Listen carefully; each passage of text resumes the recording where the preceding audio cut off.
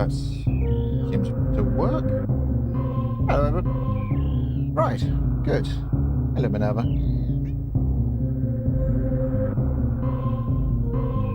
Minerva's here too. Say hello, Minerva. Say hello. Say hello. Very good.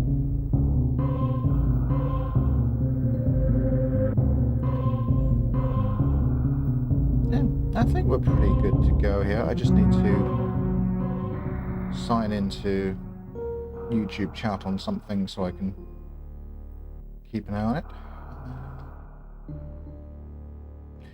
Edward, can you hear everything? Game, me, those are Minerva, I suppose, when you need to.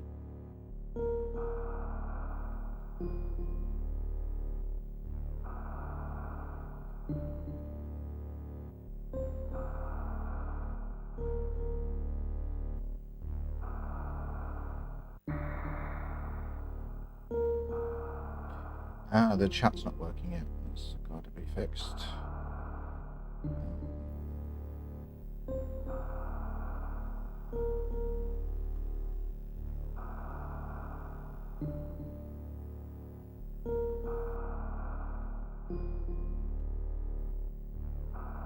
Yep, you're quite right.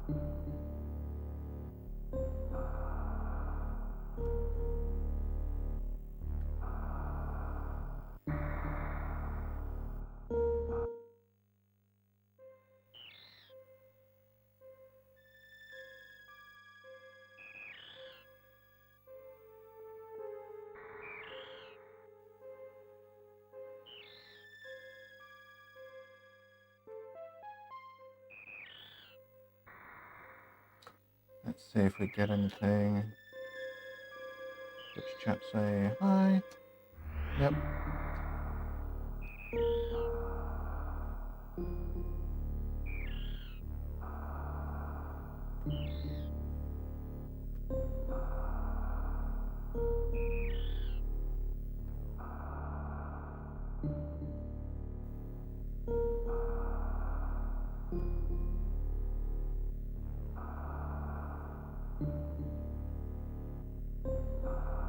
Okay. Now you're on. Should be. Very funny that it showed up except for what you said, there we go. A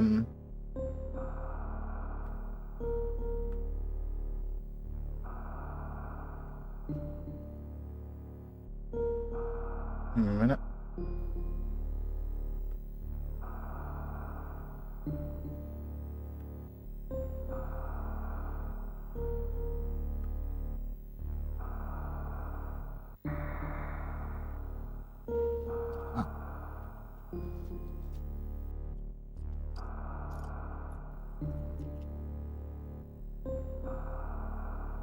Well,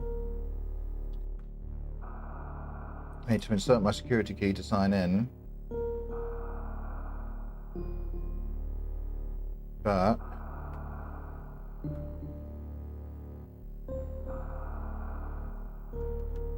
I have two USB ports. That's the capture device and the webcam. So, you know.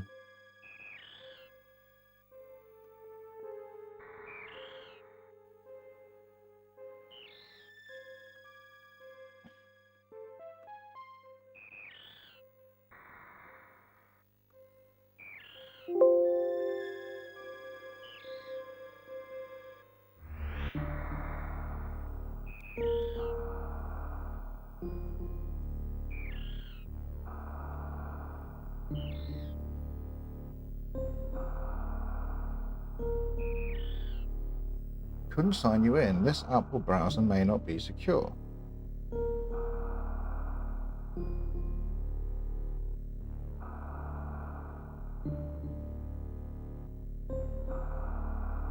So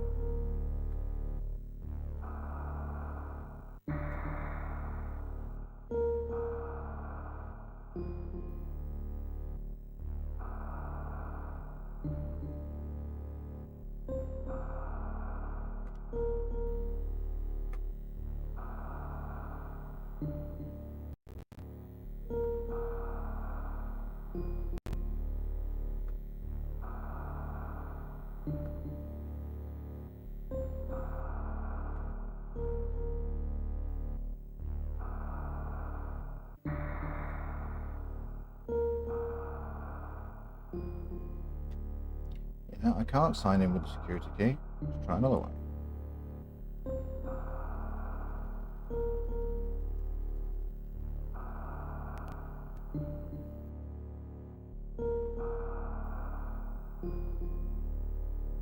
Okay, I'm signed in.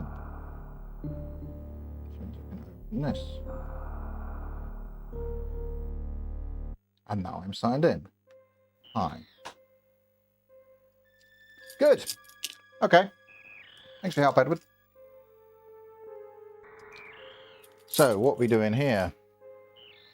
I've played Super Metroid before. I've streamed Super Metroid before.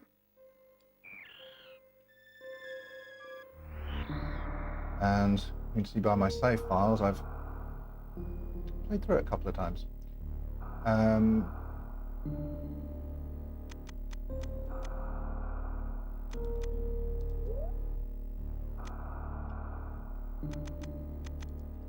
So what's the point of this? Well, Edward, you might know that my lovely wife made a video for the channel about Super Metroid. And she had some issues with the game. And I thought I'd do a little video about Super Metroid myself, sort of responding to some of her criticisms of the game. So, first thing I want to tell you, if you're playing Super Metroid for the first time, I actually quite recommend going into special setting mode and turning the moonwalk on. It's also worth popping into controller setting mode and just having a look. Note that there is a dash button.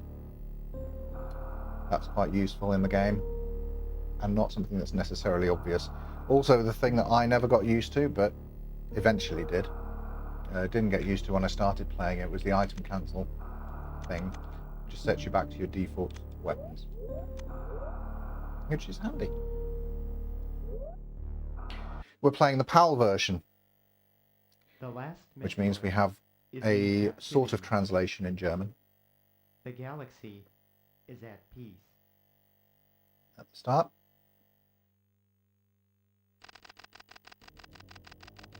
We have to sit through this. This is very important. If you're new to Super Metroid, do appreciate the lore of the game. It's very good. So what I want to do is a little video about common problems people have when they first try this legendary game and how they could get into it. I'm not necessarily the most qualified to talk about Super Metroid. I'm not a speedrunner or anything. I think my best time is like an hour 45, something, getting through it. It's decent, you know. It's not speedrunner level or whatever. And but the reason I can talk about it a bit is because the last time I played Super Metroid was like 2 days ago, 3 days ago, something like that. That was the last time I finished it, and I want to play it again. So, at the very least, I've got some amount of enthusiasm for the video game. I should sort out the background a little bit. By which I mean, stay there and learn some very specific German.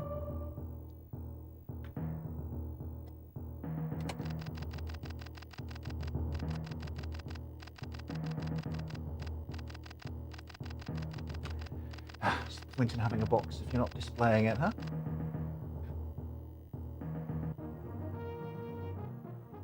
Energiequelle.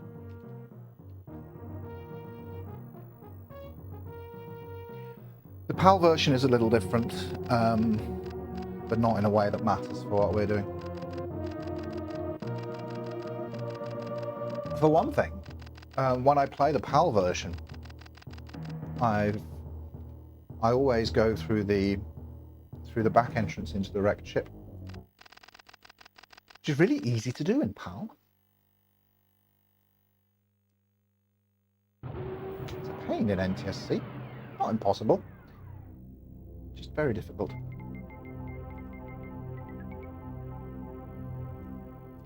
Forschungsstation. Space colony. So next time you travel to Germany, remember the word Forschungsstation.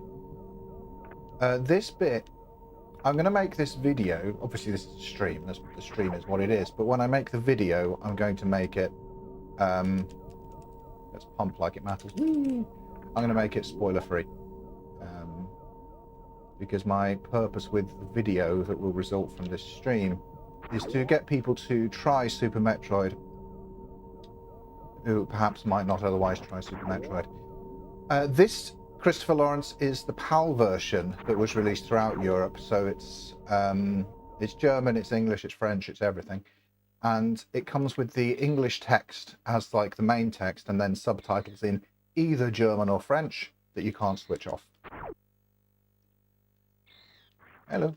Yeah. So even the people who bought this in the UK, English gamers, got to enjoy German subtitles that they didn't need. There are only, I think, 2 versions of Super Metroid ever released. In fact, this is the UK release. You can see behind me, that's the UK box. Yeah.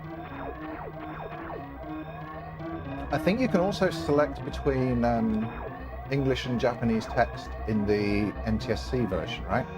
So there were only ever 2 releases of Super Metroid, I think. And that's European and American and Japanese.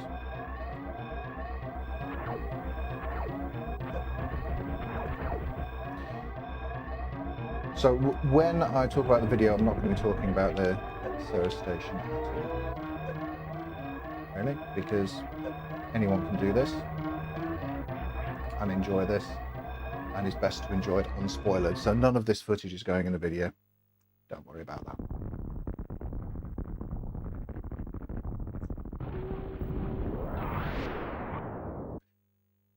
The other thing I normally do when I play through this, I said I like to go through the back entrance of wrecked ship. I also like to skip the grappling hook and skip spore spawn and stuff like that. We're not going to be doing that. This stream is playing Super Metroid how it is intended to be played. There will be some secrets, there will not be all secrets. This will be a very middle of the road Super Metroid run. So here we are. Welcome to Super Metroid. It's a video game, so we start by going to the right, and then, oh no, we can't, we're trapped. And we can't jump up here, nothing we can do. Okay, so you go left. The original Metroid also has you going left at the start, but took a lot longer to tell you that. Shoot doors to open them. And then pretty much you start the game going where you can go. This is the standard walking speed. I will be probably running quite a lot.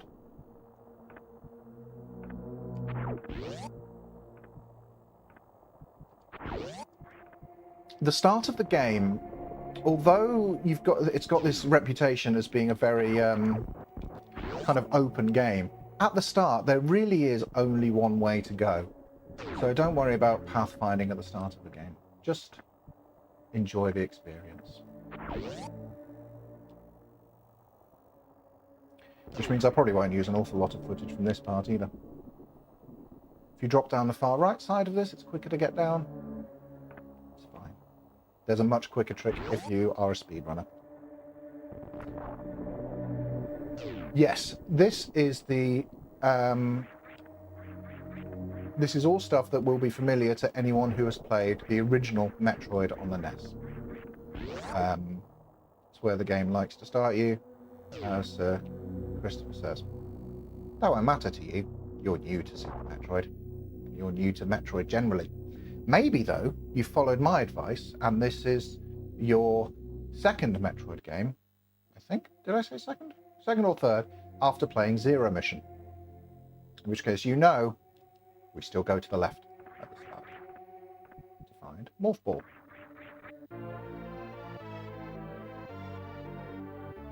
Yep. So on a bit of a delay, but that bit at the top was where Samus fought Mother Brain. This is not. This is the start of Metroid and Metroid Zero mission. I'm going to use the run button. It's a little faster. You don't have to do it. Hello, Brian, you wonderful human being. Hello. Don't know why I'm Brian. Don't get the joke. Or if it's a joke, you got my name wrong. I don't know. Hi, I'm Bill. So, start off, get the missiles. This is not a full walkthrough. I'll be using clips of this in a video for how to get into Super Metroid. But, you know, maybe the stream's going to be useful for some of that as well. Double tap to morph and then through here and then just shoot your way up. Again, if you're familiar with Metroid, this is what you do. Yes, hello. You're a wonderful human being too. Hi Gary, good to see you too. I was inspired to finally finish Super after your videos last year. It's good, isn't it? It's a good game. This is something that the game doesn't tell you, and I wish it did tell you because this also frustrates new players. A red door can be opened by using exactly 5 missiles. But you shoot it once and it looks like it's done nothing. You have to keep going until you've used 5 missiles. And then it opens, and then you never need to use missiles on that door again, it'll turn blue. But that seems like a really simple thing that should be like front and center of the game. 5 missiles to open this door. It's probably in the manual, but I'm assuming we don't have the manual. Talking about wall jumping. Yes, wall jumping completely breaks the game. We know that from earlier. But we can't get up there yet. I'm okay at wall jumping, you know. But we're not going to get into that yet. By the way, when I'm playing the game, you don't have to do this. I tend to hold the controller like that with my finger over the X button so I can run, jump, and shoot at the same time. That's what I find easiest. It's up to you. Hey, 419 guy. Yeah, wall jump completely breaks the game, so we're not going to be doing much of it. This is a sort of showing people who are new to the game what the game is.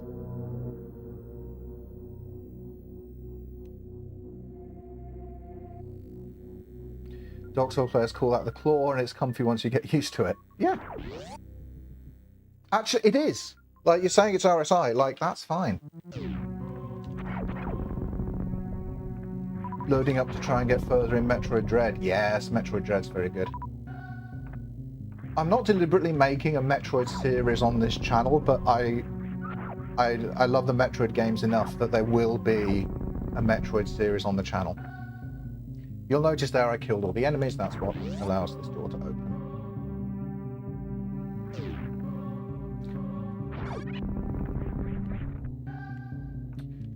I think it's brilliant that they put this at the start of the game. This is the escape section from the first Metroid game.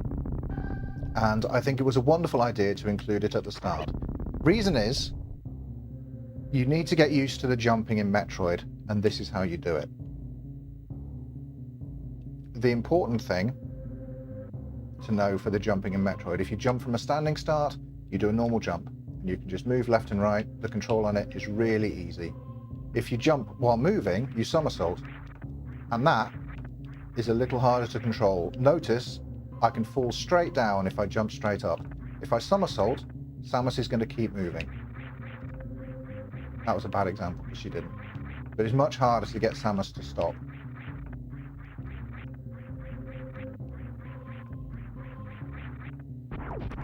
So generally, for jumping up like this, you'll find it easier to just do the normal jumps.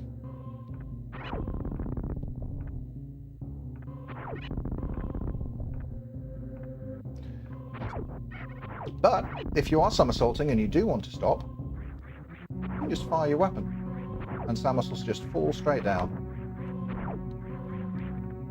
Or look up. Same thing. It's a little bit fiddly there. Yeah, I like firing the weapon as an air brake. Can't wait for you to play Metroid Prime Federation Force. Me neither! Never played Metroid Prime Federation Force.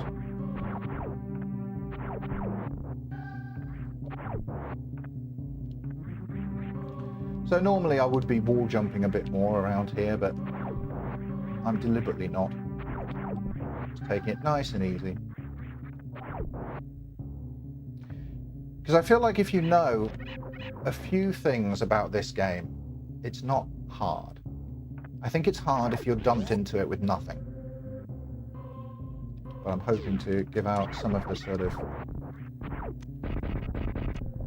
tips to make it a little bit easier. Much love for your Metroid 1 review and the mention of AM2R. Still got my copy here on multiple drives. Thank you. Yeah, keep AM2R safe. It is precious. This bit won't be in the video because this is a spoiler bit, and I think the fun of this thing coming to life is quite nice. Oops.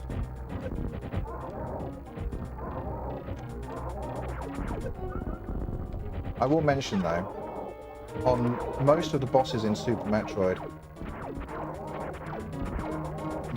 they will give you some way of replenishing your health and missiles during the fight.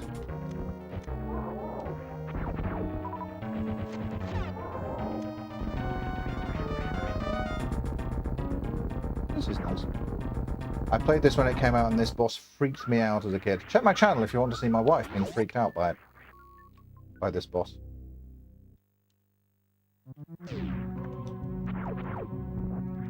Because on the one hand it's worth knowing from the off that that bosses give you some way to like recharge.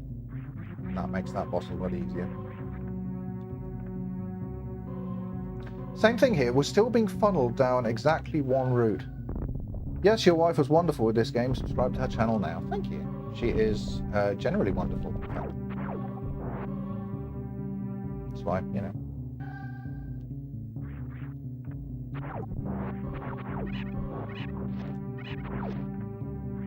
So you would reasonably at this point think, the game's taking me this way, maybe I can go out here, maybe there's somewhere I can go.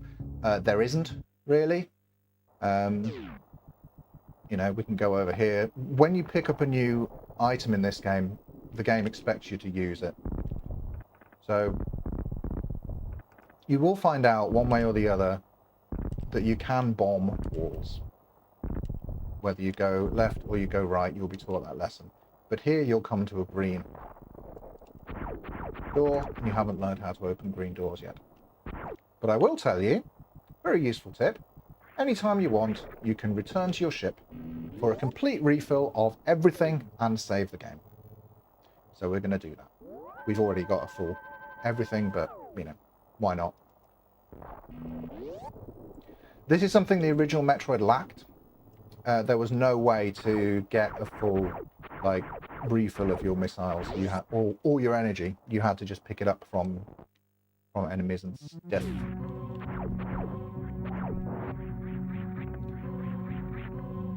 So we've learned here, coming out of there, that we can bomb certain walls. We've seen it over there, and we can do it over here. You have to keep an eye out when playing this game, right? So we notice here, there's a little gap between the wall here and the ceiling. That means you probably want to try bombing it.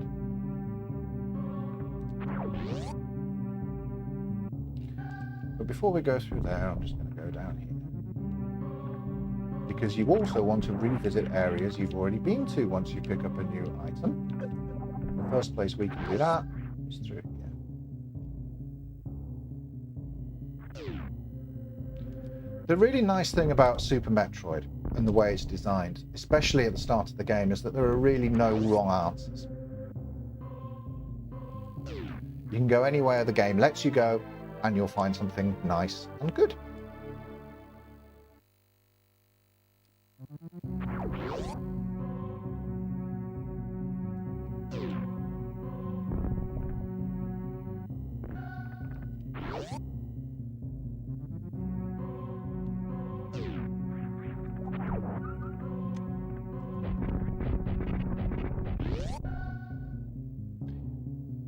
Is this the map through here? I can't remember.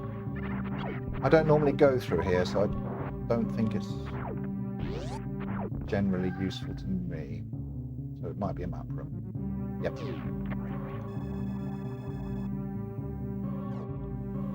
The game has a map. Use it. It's good. You find those map rooms, and you can see where you've been in pink. You can see where you still have yet to go in blue. You can't see everything, which you might think, oh, that's a bad map then. And I think that's what Claudia said. She said it was a bad map because it doesn't include everything on it. But, you know, you've got to have some secrets. Not necessarily if you're following, like, Google Maps or something, but in a video game, yeah. That's a save from through there, but we've already saved from the ship, so I'm just going to leave it.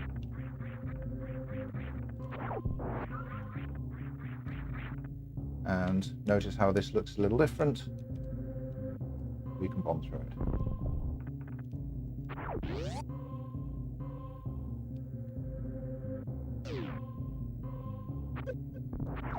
And this is where the game sort of starts to open up a little bit. I love that the first energy tank is a freebie. That's important. Oh no! Oh no, the enemies don't die. Always remember you've got missiles. Very easy to forget. And I have a tendency with a lot of video games to not use the ammo.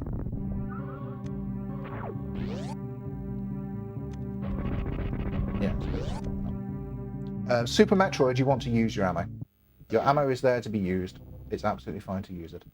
This is a cool little ominous bit that looks completely different from the rest of the game.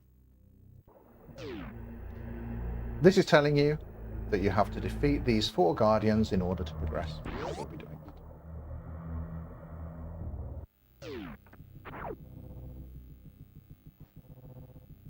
that. Very basic starter info. I want to know...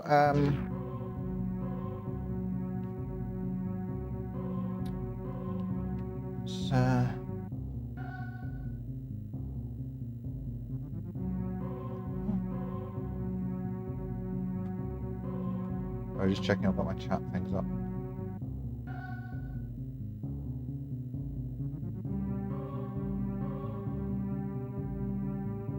Yep.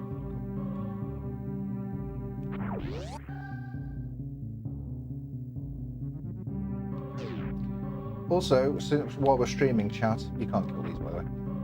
I would love for you to tell me about any of your first experiences with Super Metroid and remembering going through these parts for the first time.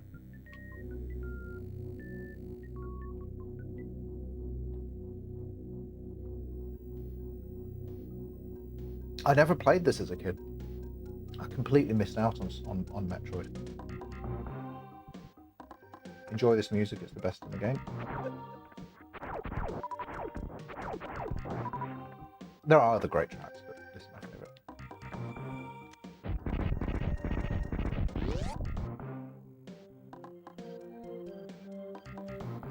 See, like these take an awful lot of hits for 1 missile. Just use the missiles. They're so easy to replenish in this game.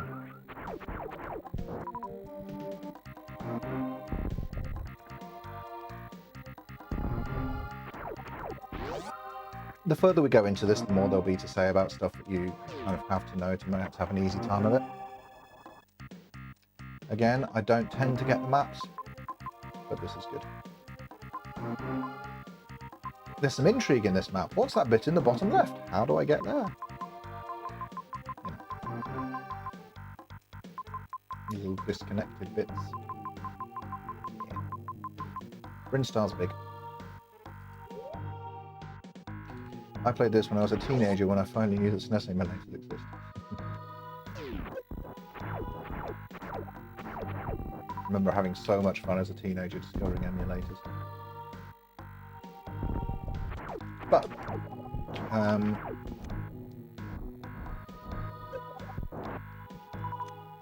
see this door's grey? That normally means kill all the enemies. Doesn't always. It basically means you can't go here yet, you've got to do something. That is sometimes kill all of the enemies.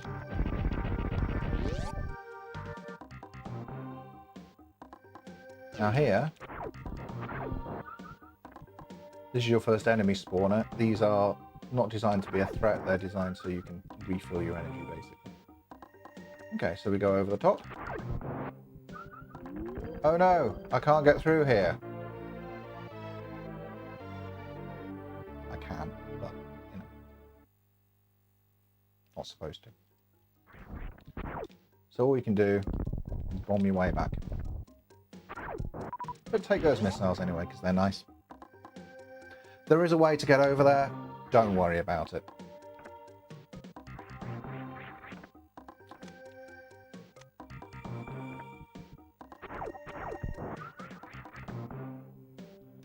Is there an argument to say this is the most Super Nintendo-y game? The graphics, sound control, precision, occasional mode 7. It is in a way, isn't it? It's also no super effects or anything like that on this, is there? It's just original SNES hardware.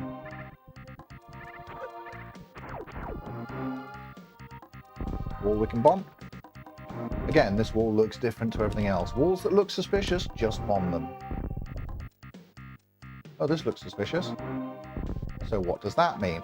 If you bomb a wall that doesn't get destroyed by a bomb but can be destroyed by something else, you'll see an icon indicating what will destroy it. And we'll come on to that later. It's my favourite SNES game. It's a great representation of this era of gaming. It's my favourite as well, I think, probably. Like, I always used to say A Link to the Past, but I think this might be overtaking it. I've certainly played a lot more Super Metroid lately than I have A Link to the Past. I feel like there's a lot more kind of replay value in Super Metroid. But there were a lot of games of this era that look like this. There's how do I find it?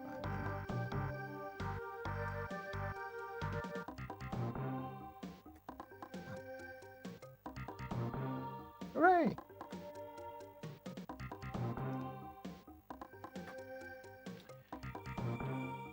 There's a lot more replay value in this and in sort of trying to get better at it.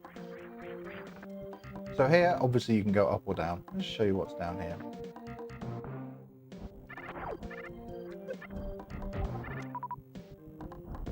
Oh, nothing, and we fall down. Oh well.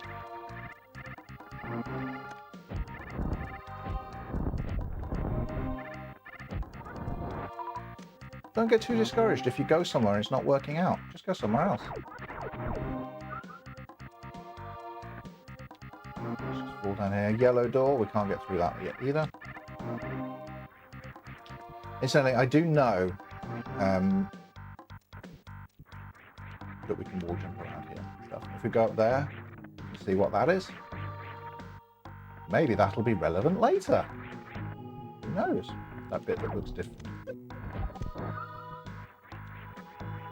Or maybe it won't be because we don't need it, because we can wall jump. Actually, yeah, there's no chance I'm coming back for these missiles, is there?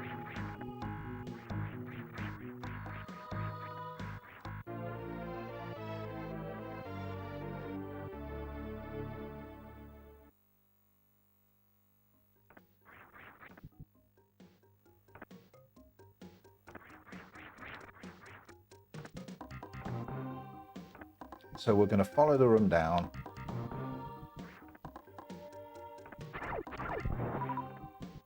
Get to the bottom, get some missiles for our troubles.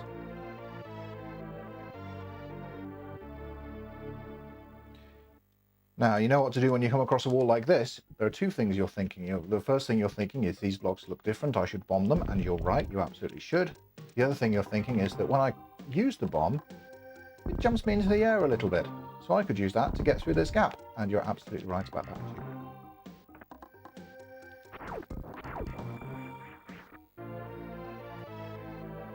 Come down here, get the charge beam.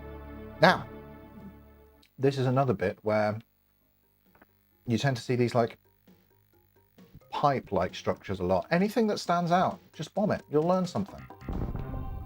Here, we're learning that we need a different item to get through there. We don't have anything that looks like that, so we're not going to worry about it. Jumping back up here is fiddly. Just jump straight up from here and turn left. Good.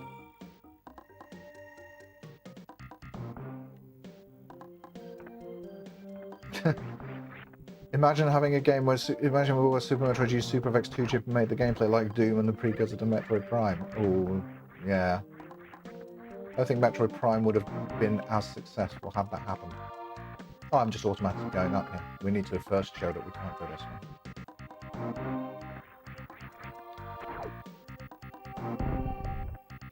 This is another point in the game where the game gives you like a hard lock.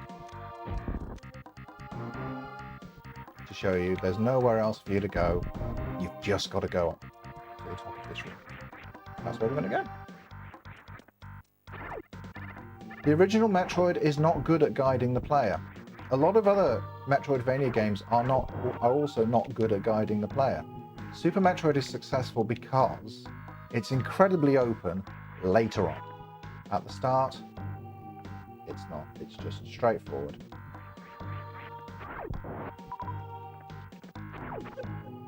Wrong button.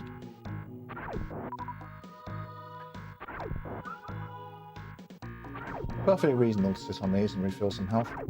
It's the traditional Metroid way of doing it. And especially if you're reasonably new at the game, it's always worth stopping at these, just getting a little refill. And the drops are very generous. It won't take long to get back to full health.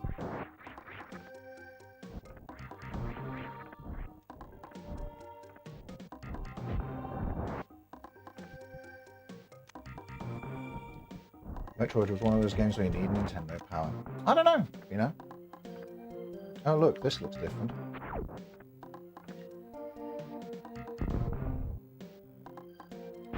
Don't actually know what's up here. I don't normally come up here. Ooh, save station.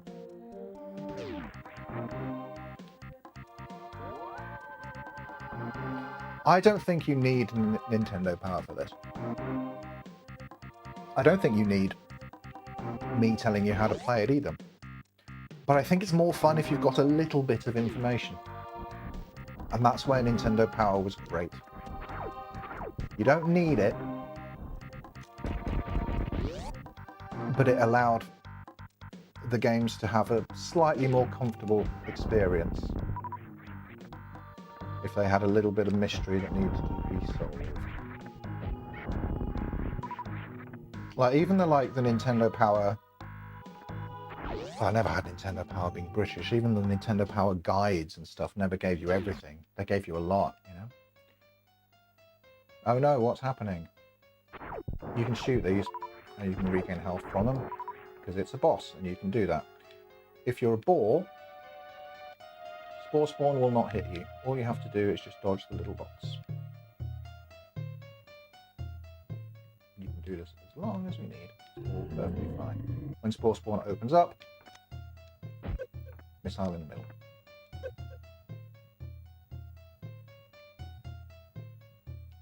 It's a fairly easy boss. I think there were certain games. I think the original Legend of Zelda, you kind of did need something.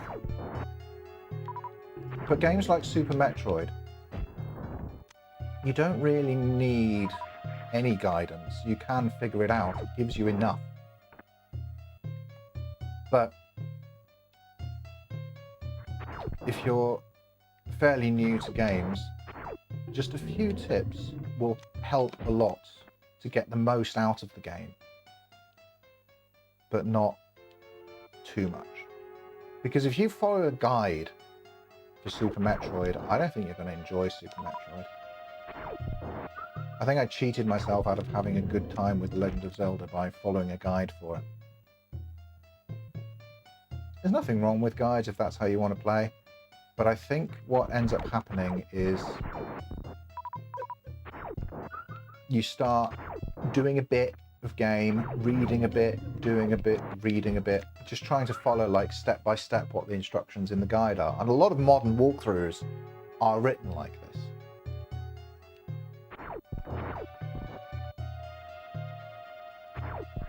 Most like step by step, because that's how we write guides to other things, right? I don't think it works well with games. I think you want to try and give a more general sort of instructions about how you do things.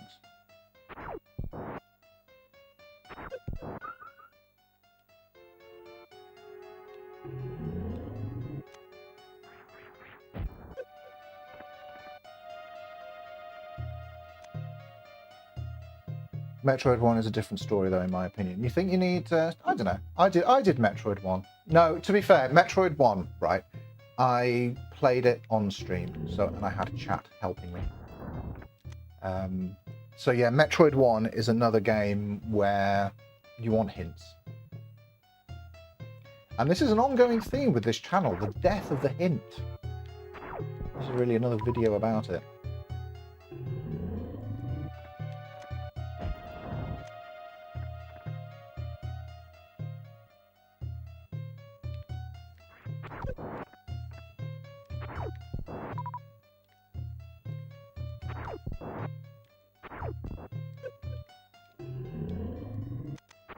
Oops.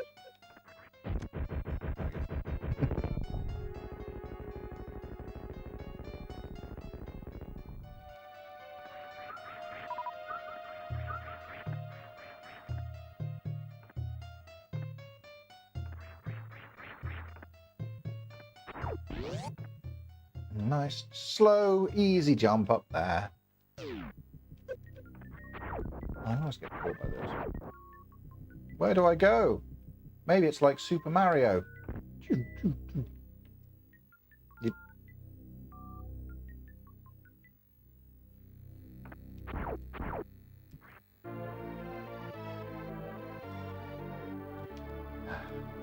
Another gift of the Chozo, the super missile.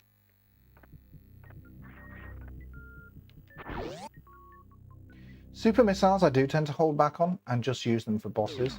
You don't generally need them against like regular enemies in this game. And super missiles, one of them will open green doors. And then it drops things on you, which is really funny.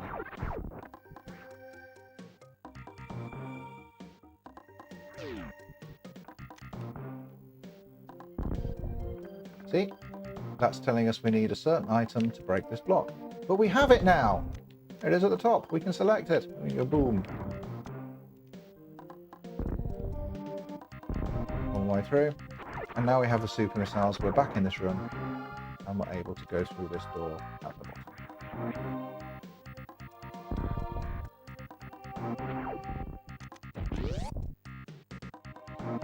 Good times.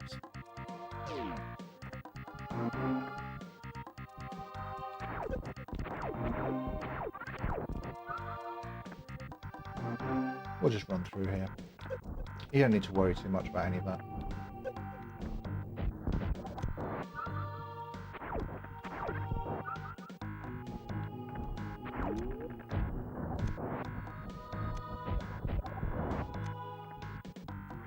This is all pretty straightforward. Again, a fairly linear section.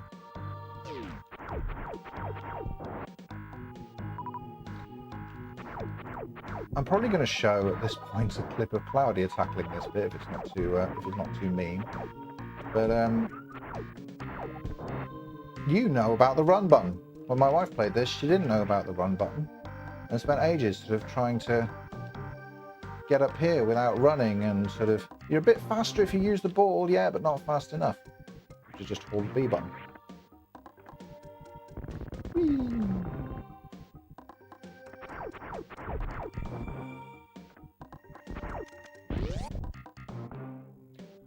Easy peasy.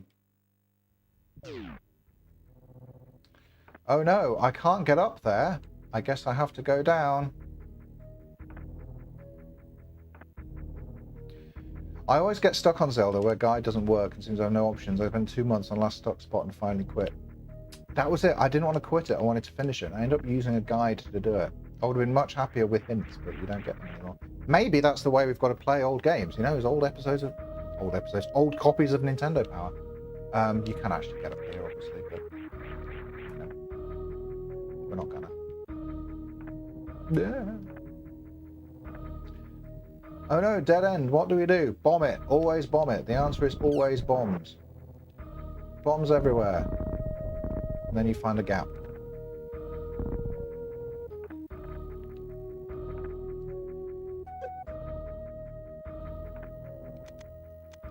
Falling down here and taking damage is fine because we can just go into here and get some energy.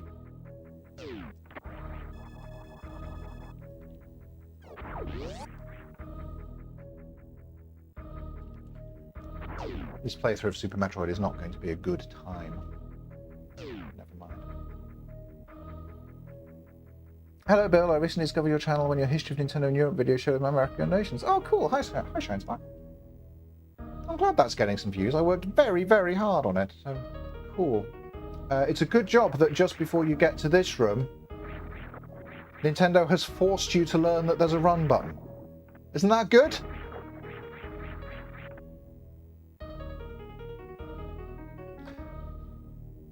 Another thing, I didn't dare to drop down there as a kid. It felt like I'm off the path. Yeah, that's fine. I think that's a legit fear that people have when playing this game as well. And what you have to... Running jump gets you across there easily. What you have to remember is that you can trust the developers to put you on the right path if you stray along the wrong one. So feel free to explore. Now, as I said before, we are in the business of noticing when blocks on the screen are different to the blocks around them. So we've noticed this. But we can't go up there, can we? No.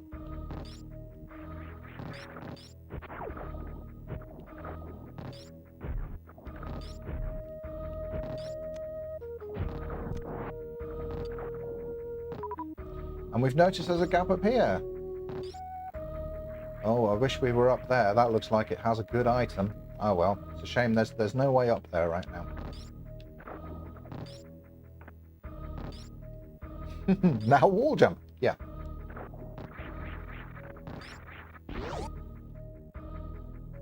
There absolutely is a way up there, but we're not going to go into it. We will wall jump when we need to wall jump, because I know from my experience when I was new at this game, no chance of getting regular wall jumping going. There's no hints in this room, is there? Really? I mean, it all looks decorative. There's no hints that you can go this way. Oh well.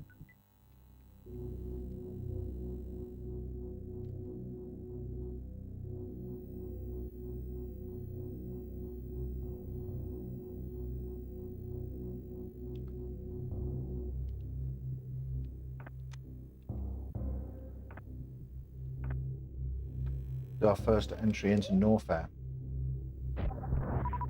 Lava area.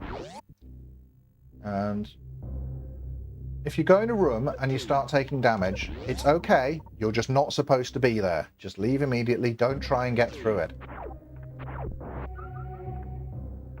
Go there later when Samus can take the heat.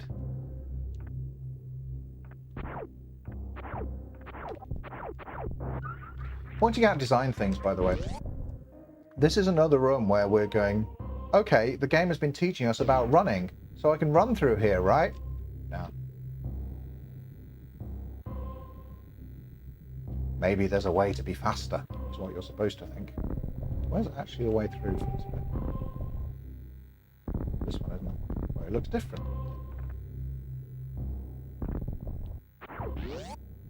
Back in 1994, I discovered there is a run button when I looked in the options menu and you can change the button configuration. Yeah, and that's how a lot of people discover the controls for games. It's how I always did, you know, and it's good that Super Metroid has a configuration screen where you can do that.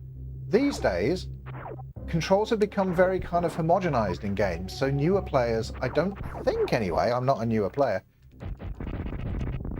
newer players aren't accustomed to doing that. You know, they've got their controllers and they know what all the buttons do. Ah, we're trapped. Oh no.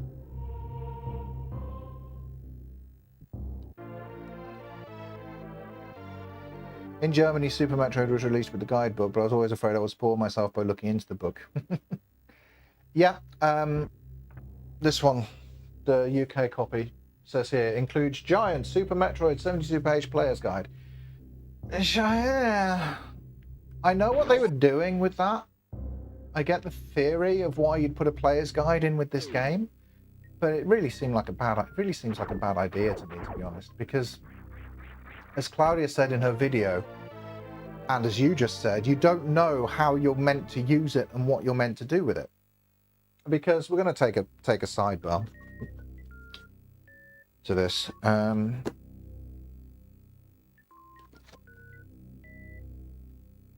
Because if you were to look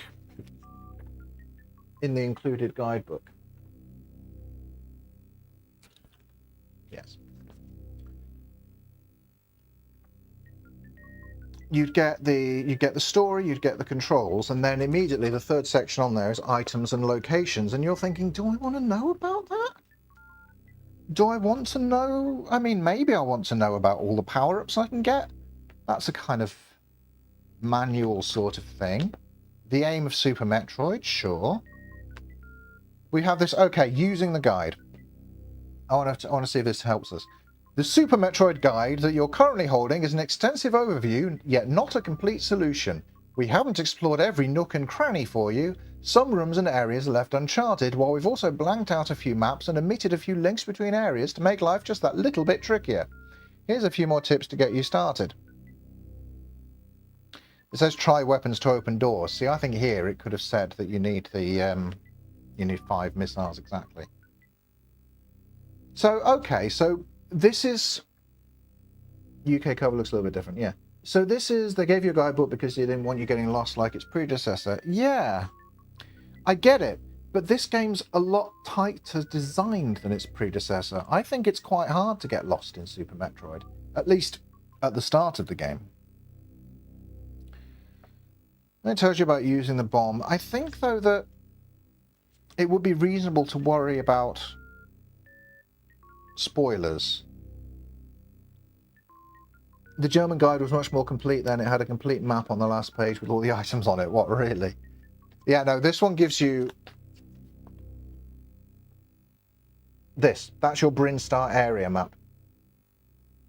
And then different bits go to different pages which show you. The UK guide is UK specific. I said there were only 2 versions of the cartridge, but this was made in England. This was made in Fareham by Nintendo UK Entertainment.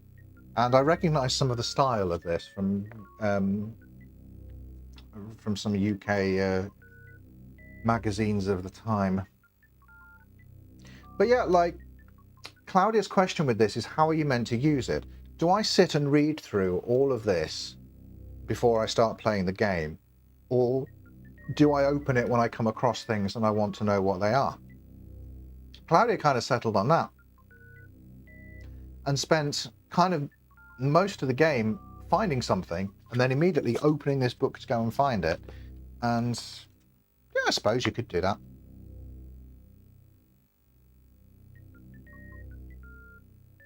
Yeah. All right. So the UK one, actually not bad, but if you're starting Super Metroid for the first time, it's perfectly reasonable to leave the guide alone to start with, or read it as you go along. I think there's no wrong answer with the guide.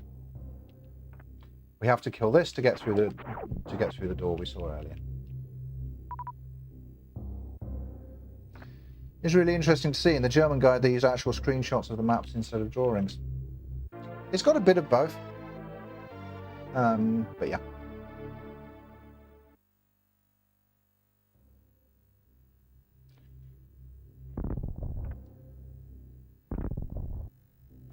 Remember, we fell through here earlier, so we're not going to do that on the way out.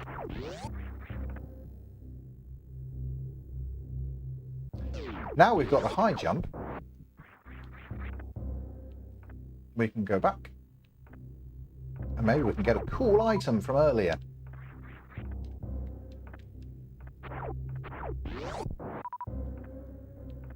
So we're just going to do that.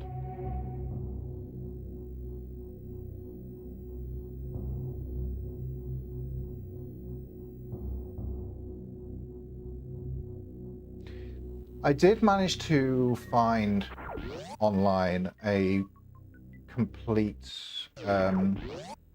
download of the UK guide. It took a long time to find it. I think I've linked it in the description for the Super Metroid video that Claudia did.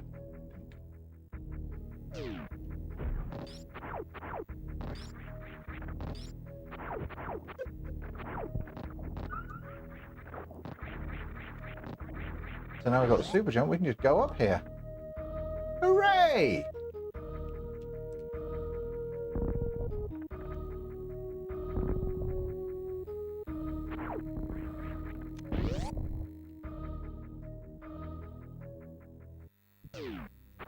Be rewarded with Spazer.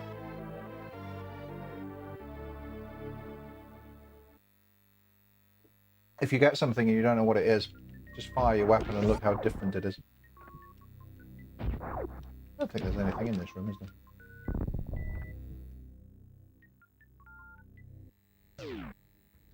I like it now, but as a kid I'd end up exploring for hours and game was rendered, so I learned not to get wandering games. Yeah, yeah. Wandering game is probably a fair description.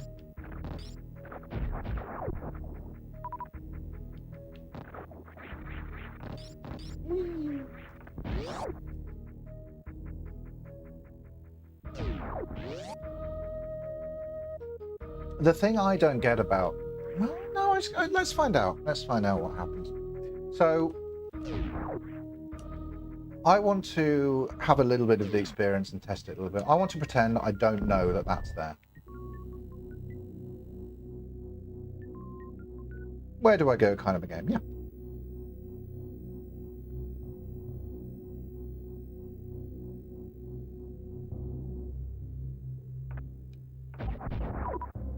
We know if we go through there, it's too hot for us, so we don't go through there. We can't go through there. We can't go through the one at the top either.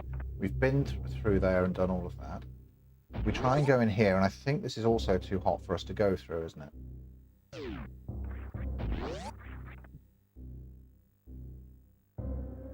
Oh no, it isn't. This is where we need the speed boost to be able to get through. Stop it. Yeah. So we go here, we can't go through there.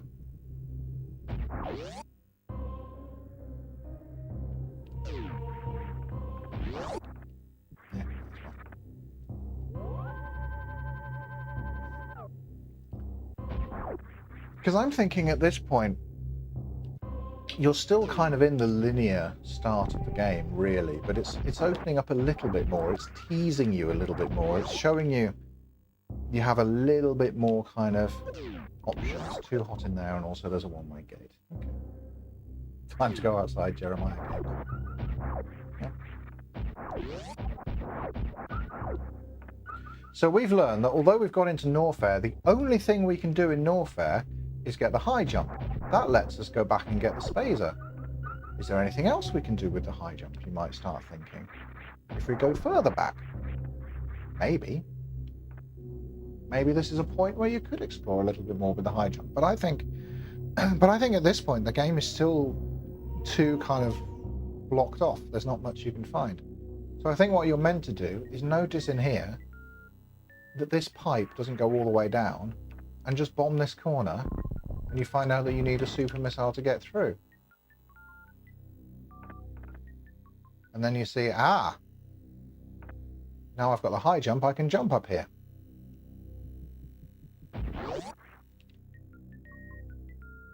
But yeah, that does seem like a tricky one to find, and it's one that you need for progression. So, just out of interest,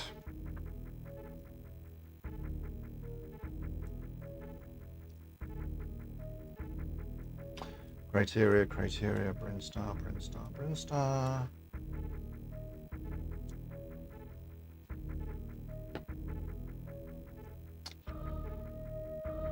Another secret passage. Used bomb. Okay, this tells us how to get the X-ray. That's cool.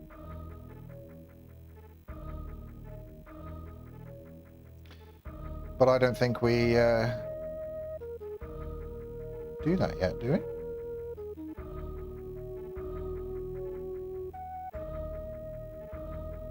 No, you need the grappling beam to do that. So this isn't necessarily in order.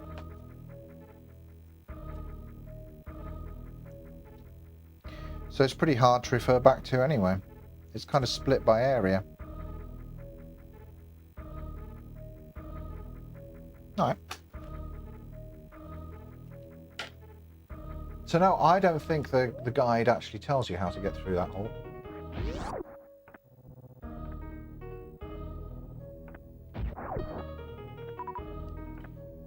This is, again, I don't think there's anything telling you to bomb here, but I think you run out of options in this section and just start bombing randomly, and that's how you find it.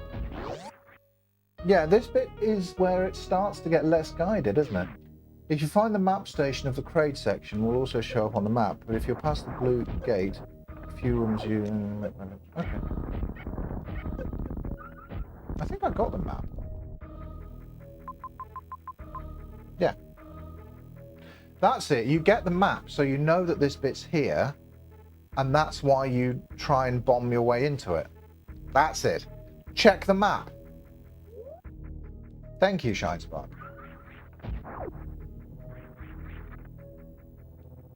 You notice a little crack here. You try and bomb it. Nothing happens. Okay. But you notice a bigger crack here. Hooray!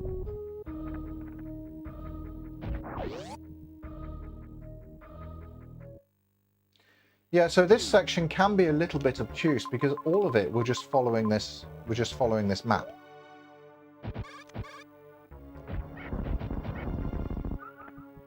So I get into this room. Look, it's Craig. Look, it's Kraid from the original Metroid. That's cool.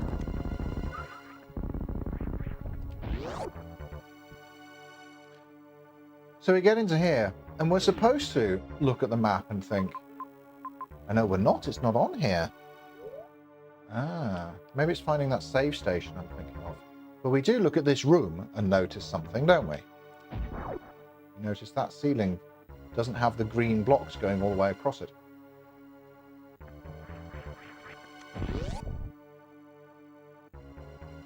Yeah, so this area is a little bit more obtuse because you've got the map station. That's the intention.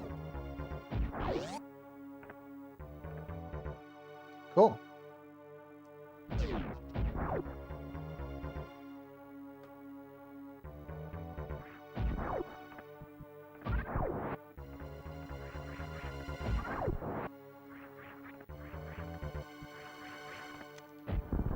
These eye doors cover up every boss, and they just die to 3 missiles.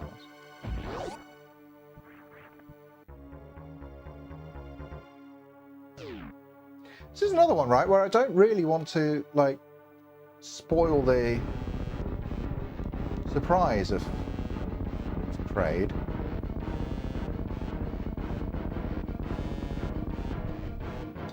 But also I kind of need to say,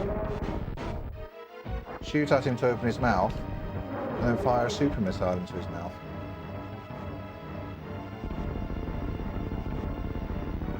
I feel like at times I'm going to take a nap. Good night and have fun, Super Metroid. Thanks, Christopher. Will do.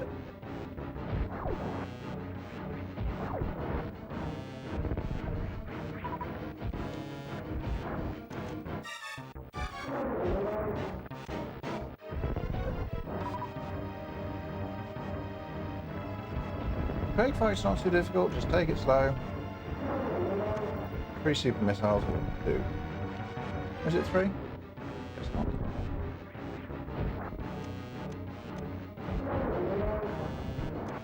Three super missiles and a rocket. And a missile did it. Okay.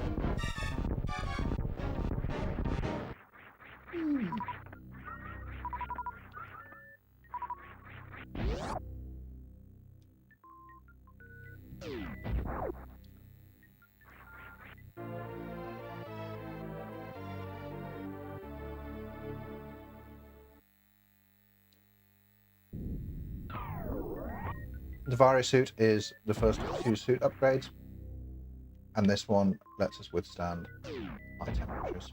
So we're going to take this back to Norfair. Following the breadcrumbs.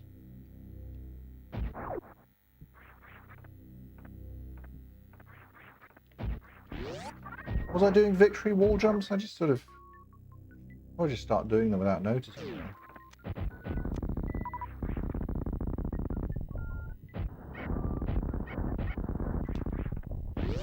Whoops. Waste for super missile? When I first started this game, I didn't know very much about it. And what I did know is that people thought the movement in this game was the tightest, most amazing movement in any video game ever.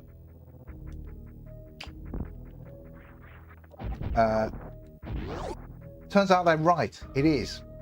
It's not the first time you play it, though.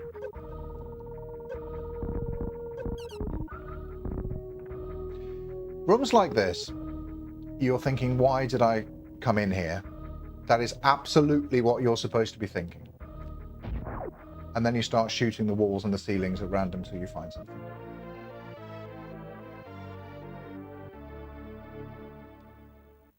Especially you look on the map and you see it's got a little dot in it. The little dot means there's an item here or there's something here that you want. So don't leave until you've found it. Even if you can't actually access it.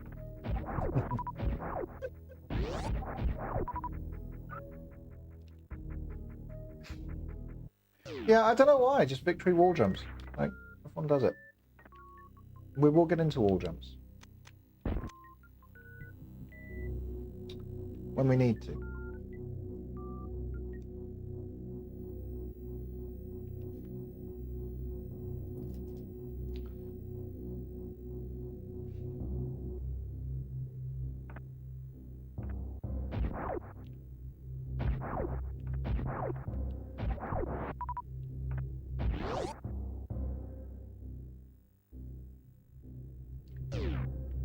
Turns out, we can just be in here now. That's nice.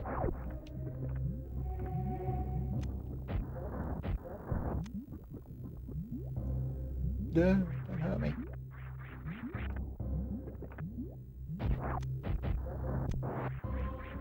It's okay to take your time to explore.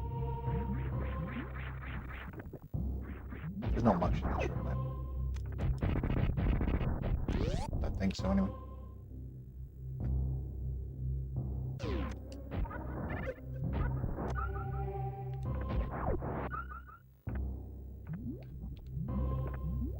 You do wonder, though, what's the point in being able to go down here to these little lava bits?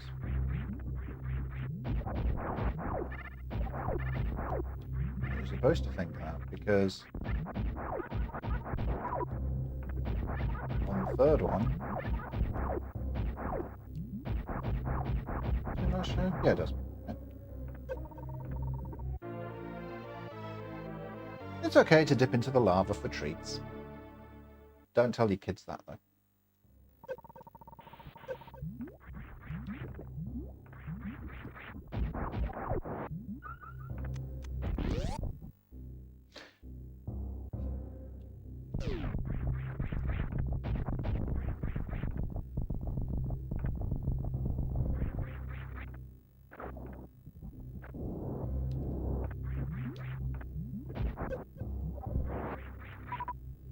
It's important with games like this to sort of take your time a little bit as well when you're new to them. Yeah? Rather than rushing and jumping in the lava all the time.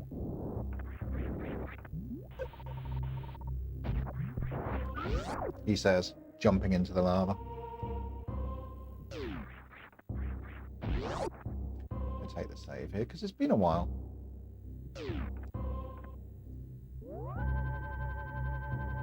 I don't need to save, I'm going to keep going, but the reason you might want to save if you're playing on original hardware is because it's a cartridge, and if you kick it, then that's all your progress on. You can see up here, but you can't get up there! So we're going to go down here.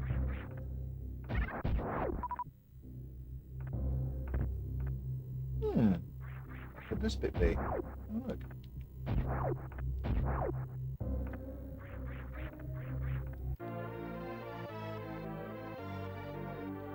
Some secrets can be found by shooting walls, but if you don't know, using the bomb is generally more reliable, because then it will actually show you if it needs to be something else.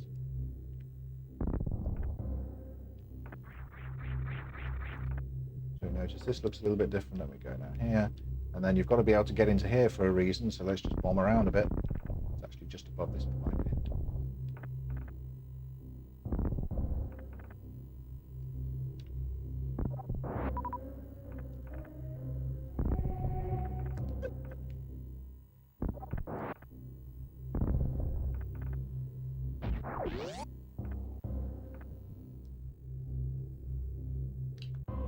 I can go anywhere.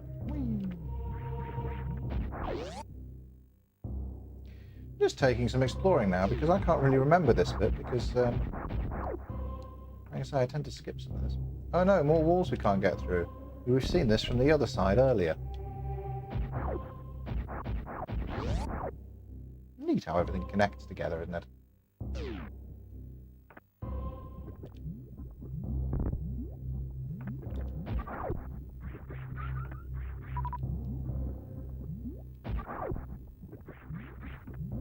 Okay, so we can't open that. It's a one-way gate.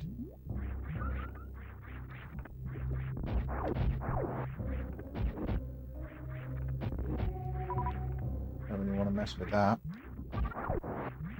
So I guess we'll go back and try somewhere else.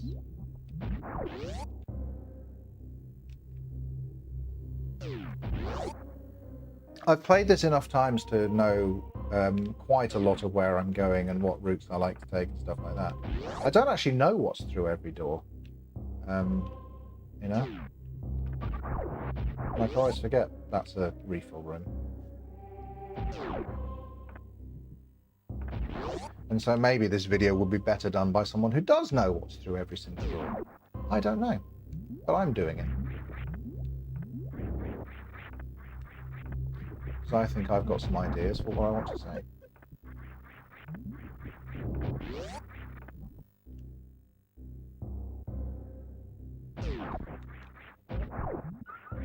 Also, Super Metroid is one of those games where I'm just going to cover it no matter what, just because I like it. Even if I've got nothing new to say about it, I enjoy the game so much. Playing it and talking about it, I will take any opportunity to both play and talk about it. So that's what we're doing.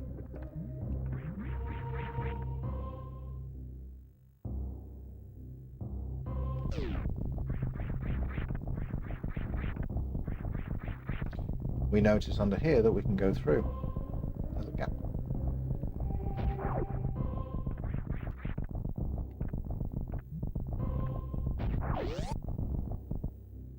That bit's not hard.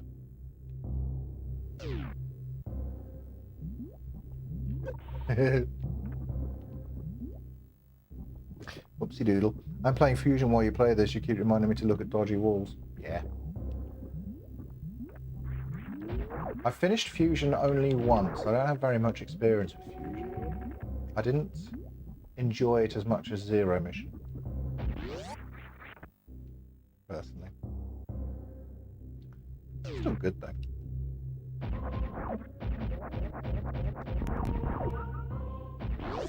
Okay, so through this door we find that we can't do anything. But we can see all those platforms up there.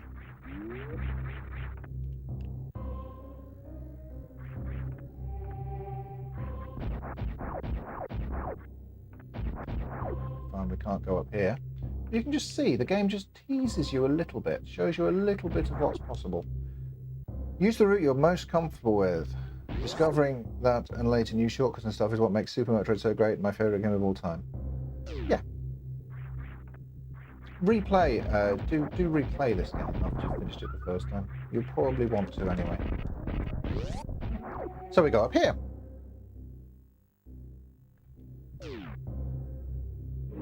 Now here, I kind of find, when you jump on those platforms they sink down, I kind of find the arc of the high jump a little bit awkward in here. But one useful thing to know when you're playing Super Metroid for the first time is that all of these upgrades, if you press start and then press the R button, you get to the Samus screen. All of these upgrades can be switched off. So we can just switch off the high jump boots, and then when we jump, we're not hitting the ceiling all the time anymore. You know, it just feels a little bit more comfortable. And then just do little jumps across to the other side. Nice and easy.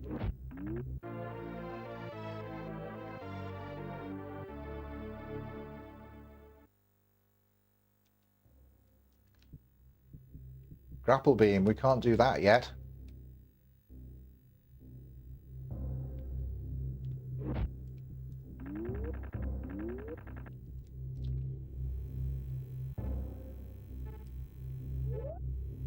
Switch the high jump bits back back on when we're done. There are certain platforming sections in this game where I do just find it a little bit easier to switch the high jump boots off.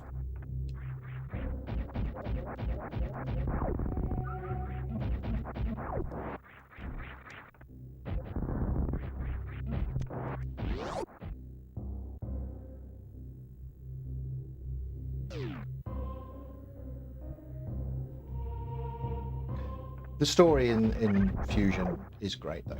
I will definitely give it that.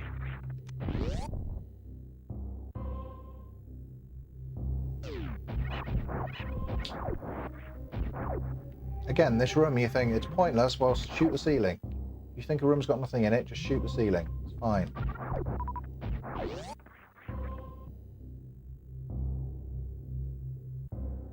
This room exists to remind you there's a run button. If you don't press it, you fall down there, and that's slightly irritating.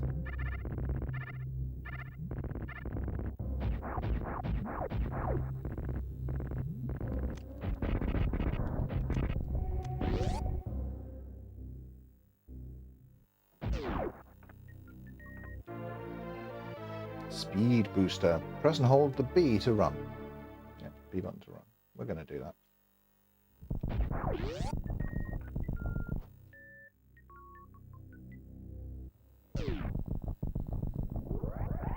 I like that it teaches you just immediately how fun the speed booster is. I think it could give you some stuff to like bust through though, put some enemies in the way or something. No, it's fine. I'm okay with the controls in Fusion because it's the same as in Zero Mission, isn't it? Zero Mission's the first Metroid game I properly played. It's the first one that got me into the series.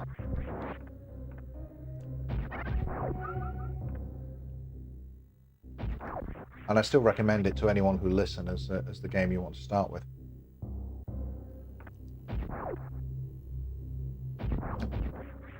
Being silly, it's over here. I think Zero Mission is the best game to get into the Metroid series if you've never played any of the other games. Yeah. But you'd say the NES one too. Interesting.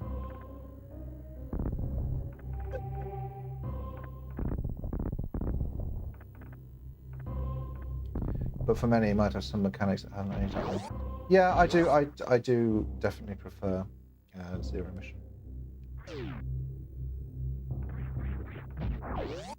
So now we think, aha, we've got the speed booster, so we can go this way. Whee! And you can, but we're not gonna.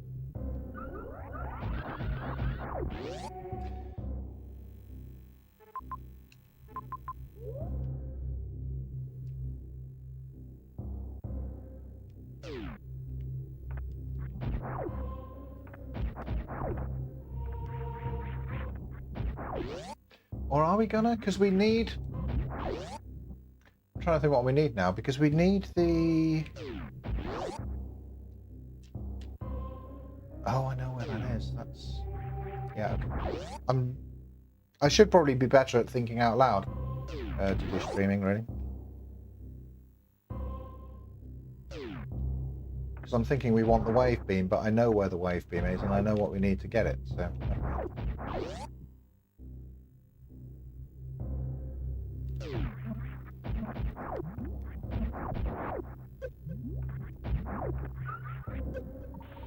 Because this is, again, we've got a problem here now.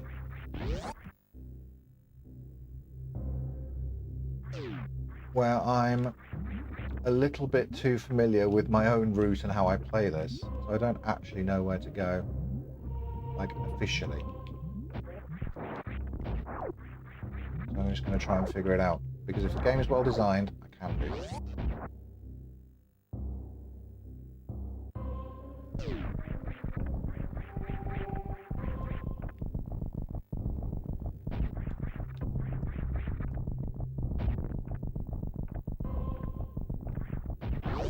And I think it doesn't involve going all the way back here, at least not just yet.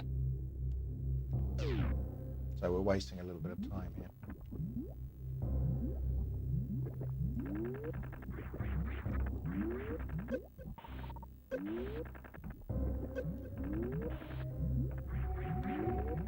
Because I've got in my head that it's Crocomire next.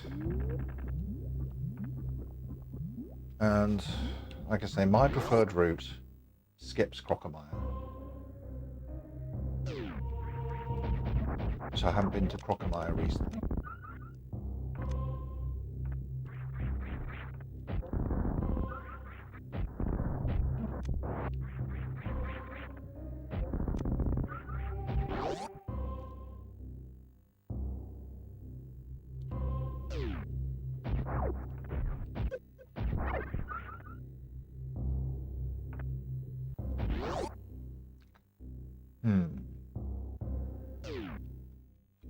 Look at the map.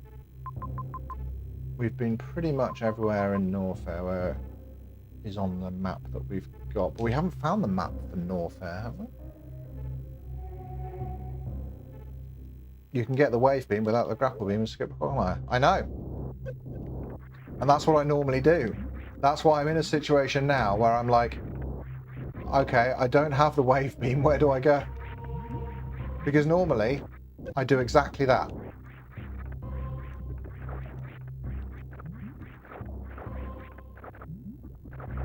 Otherwise, you have to get the power bomb first. Right.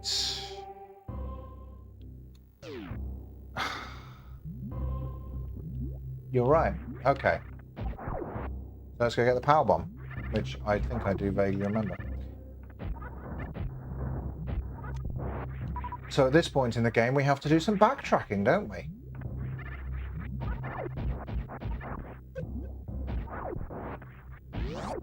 There's nothing at all wrong with backtracking.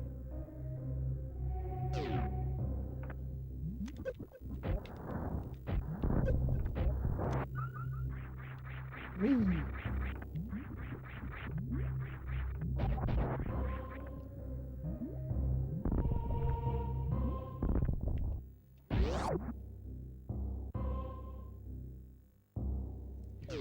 Yeah, because the route that avoids Crocomire and avoids the grapple beam has basically no backtracking in it, which is why I like it. Back to the Red Tower in Brinstar, yeah. I know. That's the Alpha Power Bomb room at the top there. Because we're supposed to think at this point, okay, I can high jump. Where could I not go before? And if we remember, Red Bit in Brinstar. So we can go further back from here. And I possibly should have done that earlier before fighting Kraid, but never mind.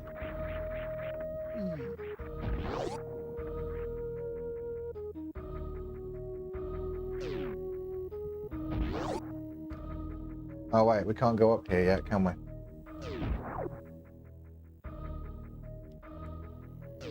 Because that's the freeze bomb to get up there. How are we supposed to?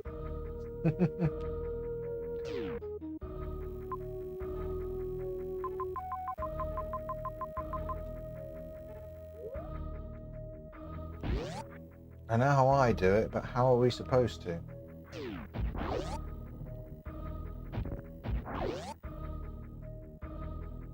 We can get the freeze, can't we, already? Which is back in Norfair.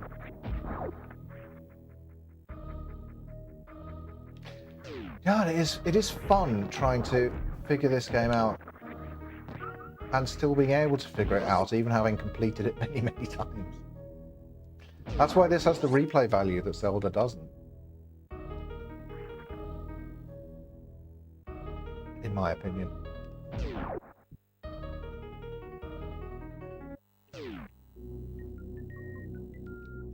Yeah, we can totally get the ice beam. That's not a problem.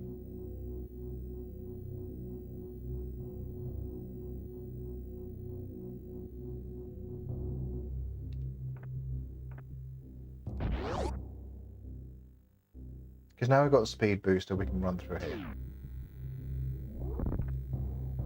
But what's this? We can't go through here.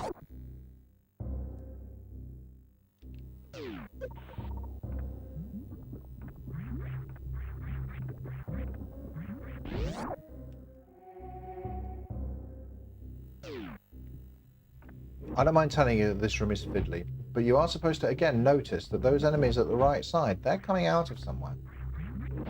And you want to figure out how to get there. And you notice this bit looks different, so you bomb it, because that's what you do with everything. And then all you need to do is just curve yourself in from here. So you hold left, and then just hold right. At the right time, not then.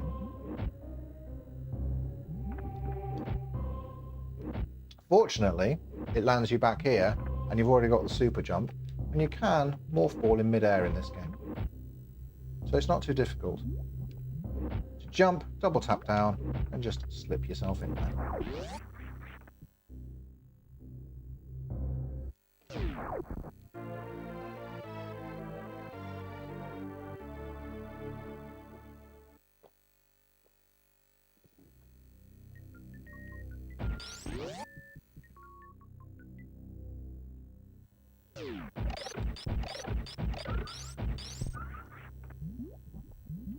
Yep. But oh no, we have to go back through the room again.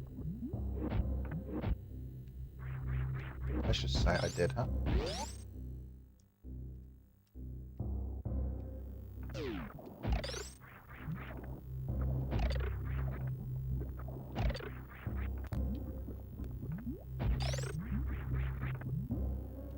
And again, the game teaches you straight away how to use your new toy.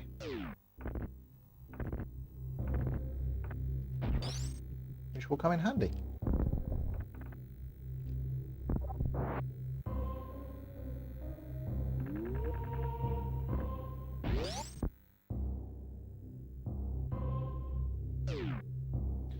Okay, now we've got the ice beam, we can do some more backtracking, back to Brinstar. Because the main thing we know about the ice beam is that it freezes enemies, and that will let us jump all the way back through. Teaching without a big text window on the screen. Exactly.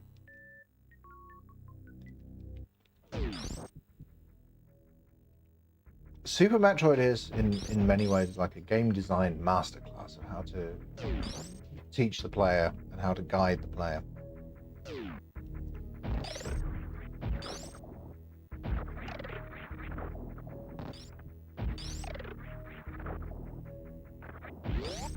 But I still think it's designed to teach players in 1994. I think our expectations of games have changed since then. And there's barriers to getting into retro gaming because of it. Easy.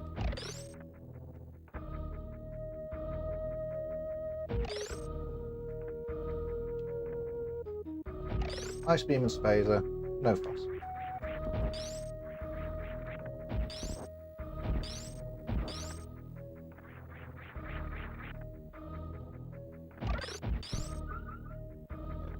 Shoot our way up and go up.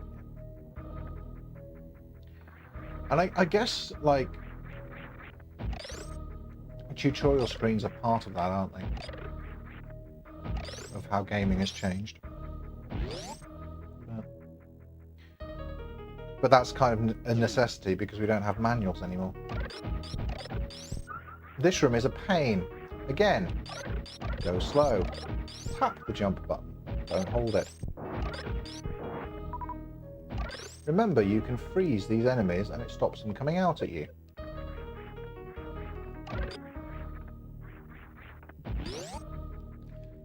Just gotta remember to use the tools you've got. Here, we see a yellow door. We can't get back through it. So let's go up.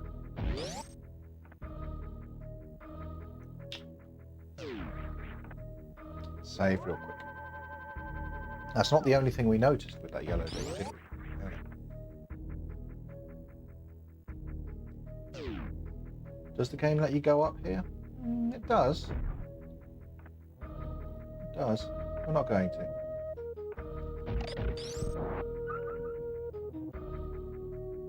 Because this is where the game, well, we will a little bit. This is where the game lets you fail a little bit, right?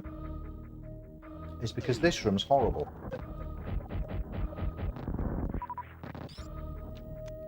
If you're a newer player, because those are really hard. Remember to use your missiles. Because you get in here, you look down there, And you see, okay, this one's got nothing in it, so maybe I can bomb here, and yes, you're right, you can, but you need something that you don't have. And I don't mind telling you, rather than showing you, that if you were to go up here, you would also find that you need something. There is nowhere to get out of this section, except noticing that this floor looks a little bit different.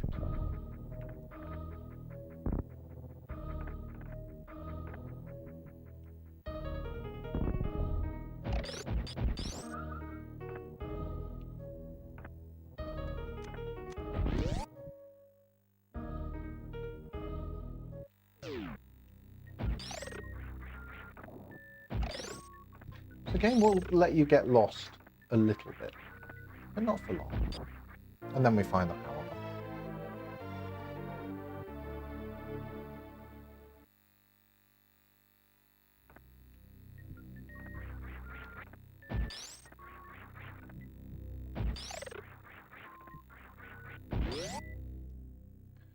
That will give us a lot more options for places to go.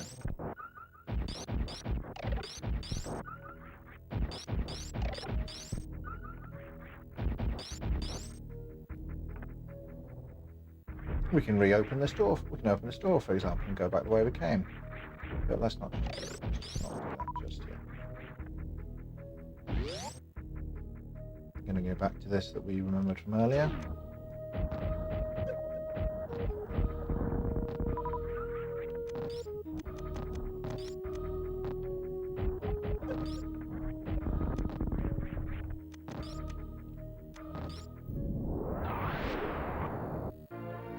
We are rewarded.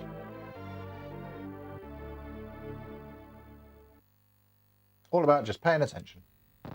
And then we notice that it's destroyed way too much and it's actually quite difficult to get back across here. But we can do it. Remember, it's always okay to turn off the high jump boots.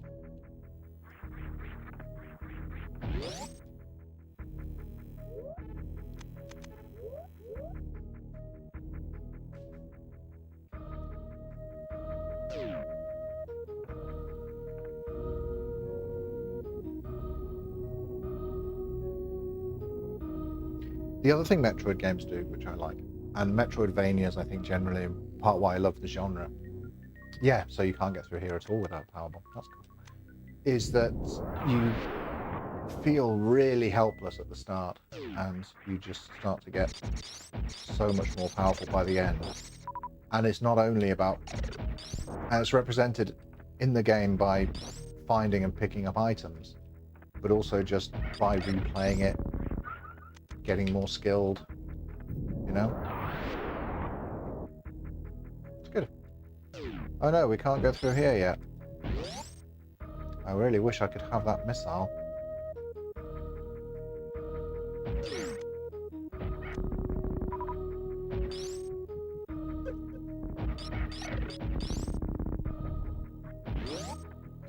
And I think,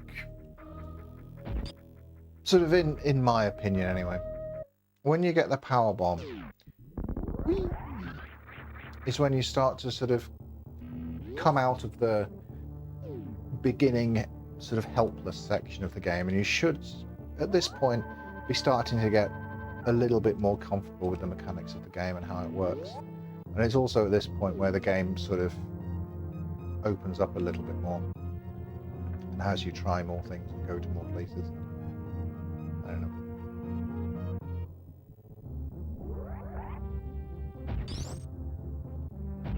We haven't learned how to shine spark yet.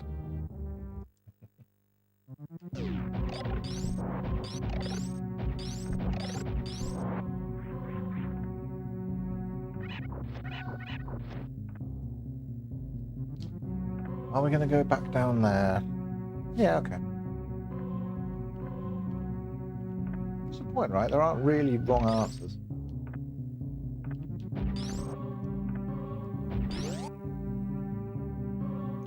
So I'm going to take the opportunity to just pick up a few goodies.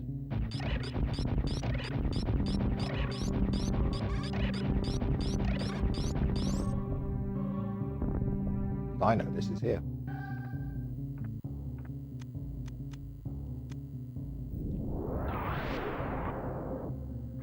And that's what you're meant to do. I think once you've got the speed booster and the... Mess that up. Once you've got the speed booster and the power bombs, you can explore and go find some cool stuff.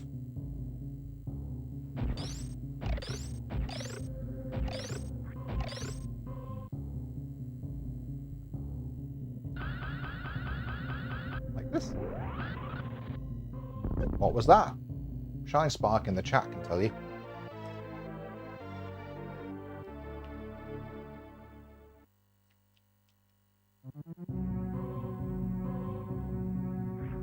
Meh. This is why the grappling's unnecessary. Really like that move, I can tell.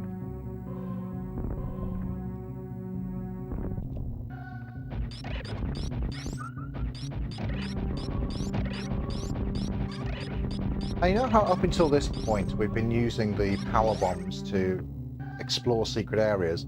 Your best weapon for that now is the power bomb, because it blows up the whole screen and you can pretty much just use it anywhere on screen if you think there might be a secret, but you don't know. I'll give you that one for free.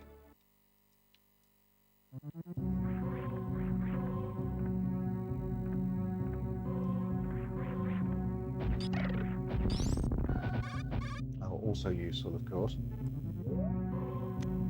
Oh, that's a nice speed.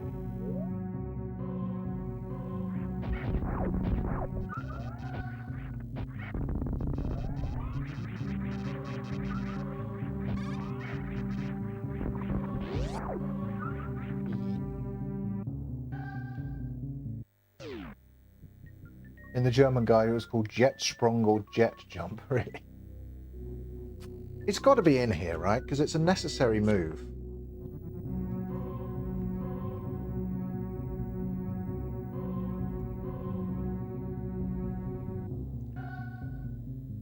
Running, jumping, bombing, shooting, grappling, it tells us about.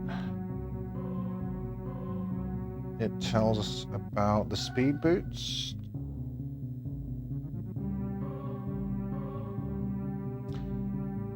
Gives Samus the ability to run at supersonic speeds. When at full pelt, she will destroy almost any nasty in her way, as well as certain obstacles. To reach top speed, you need a fair run-up, then simply hold down B, make sure the X-ray scope is inactive, and press the pad in the appropriate direction. Okay. Does it actually tell us later on how to Shine Spark?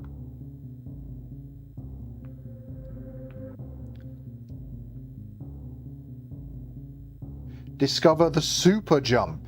Ah. Okay. So what do you call it? Jet sprung or jet jump? Yeah. I think I've heard the name Shine Spark for the first time in the Secret Message Infusion. Yeah, probably. Here it's called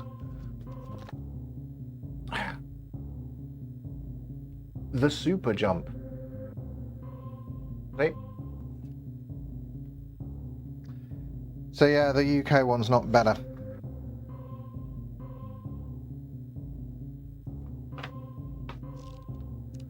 It says see special techniques. I just want to see how detailed is their special techniques. Or how detailed are their special techniques.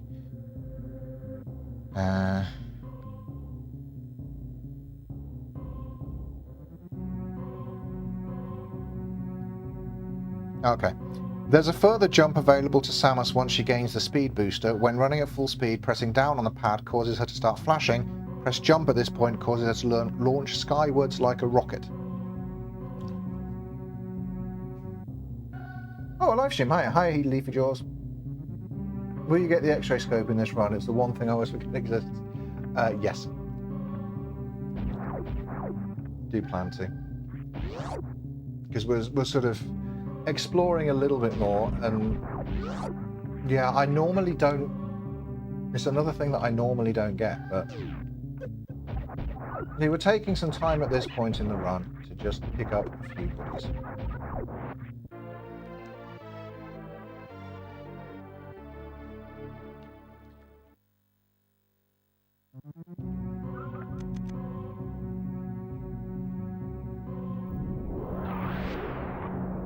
Yeah, I normally skip grapple beam and X-ray scope.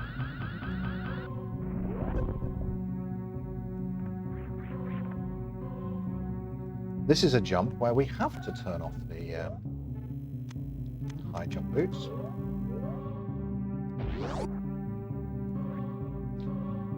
There is a way to do this if you have the gravity suit, but we don't.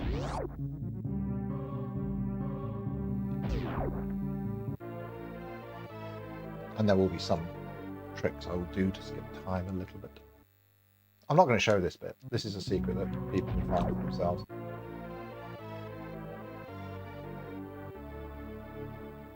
I plan with the video version of this stream to like show like a few secrets. To give like ideas of like what's there. Oh no, we're trapped.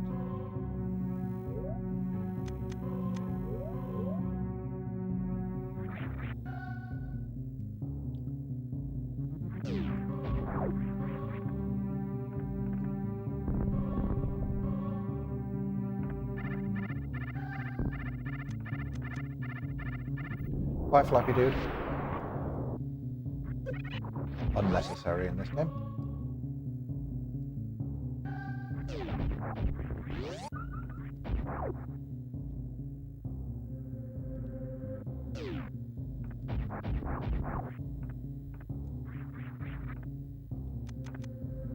Secrets here.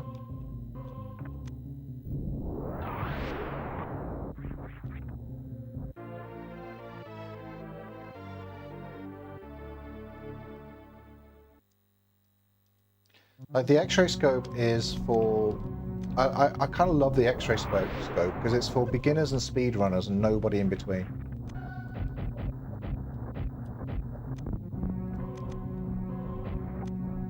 Oh wow, survived a super missile. How about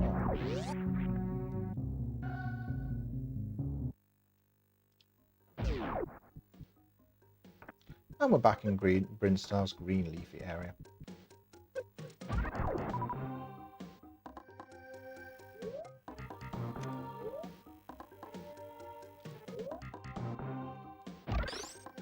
Now, I really like this secret because you're just supposed to notice that there's that pipe up there and there's no enemies coming out of it.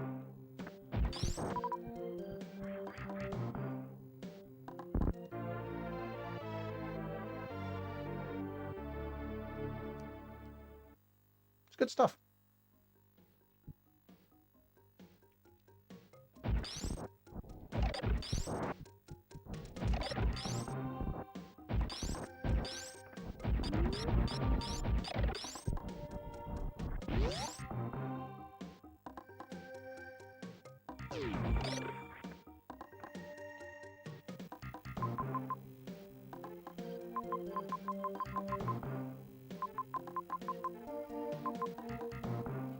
The bit with the pit is back there, isn't it? I should probably show that. I mean, who would go through a pipe in video games? Yeah. Ridiculous notion. Yeah, I'm not going to go back this way yet. I'm going to keep exploring this way. Oh, no, wait, I can't.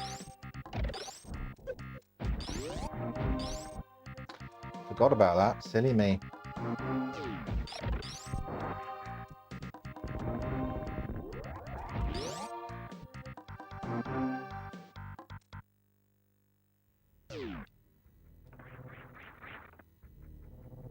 Let's go back this way.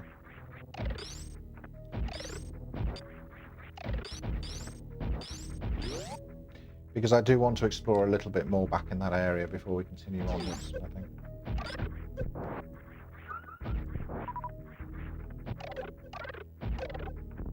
Getting caught in these is annoying. So try not to do it.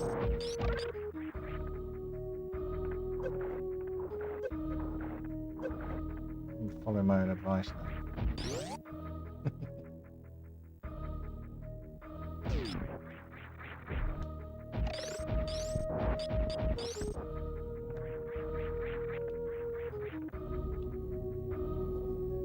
So let's just make our way back to Criteria. I can't remember if I think I probably... I've done too much since. Going for hundo? No.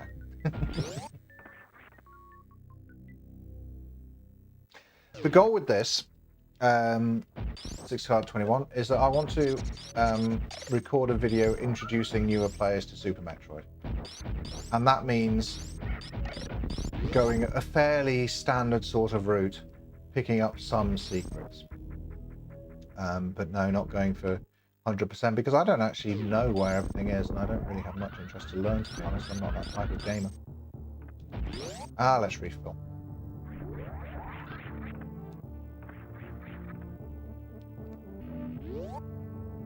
So yeah, this isn't. Don't watch me play Super Metroid if you're looking for someone who's going to give you the best gameplay.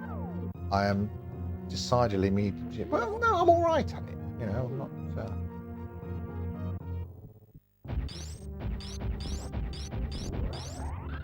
No expert.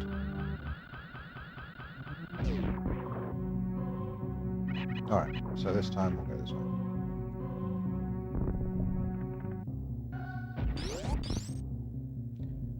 Like 100% in Super Metroid, the reason I've got no interest in it is sand pits.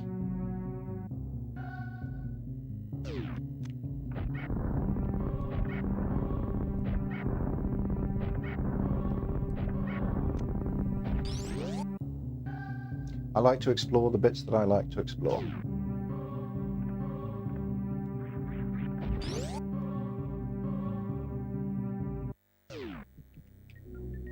And we're going this way for something specific that I want for the video. Because recording game footage for a YouTube channel is different to playing the game, and it's different to streaming the game.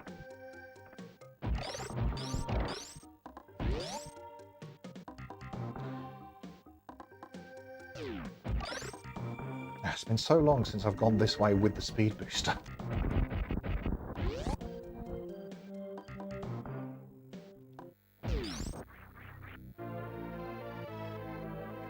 Reserve tanks give you energy when you die, basically. Oh yeah, you can just go through it.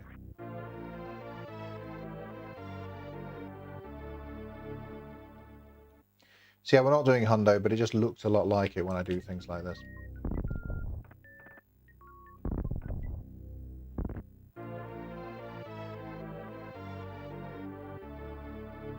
So, you know.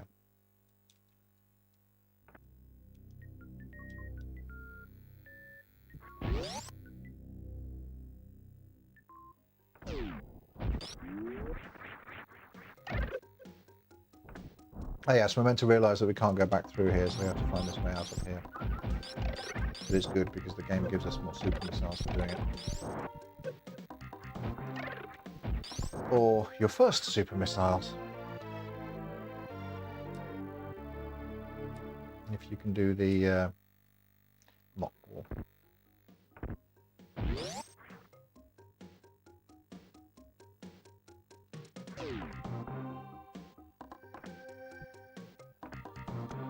We didn't go that way. Oh, we need the grapple to go that way, don't we? And we didn't go down either. Because we need the super bombs. Aha.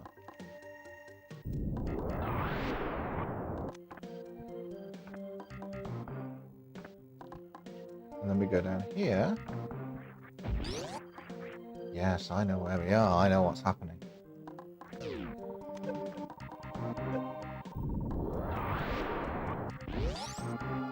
Because we're going to get to talk about the wall jump, aren't we? You may come across a room that looks like this. It's annoying. We'll get to that later. Alright. I forgot what time you had to jump for it. I like that trick.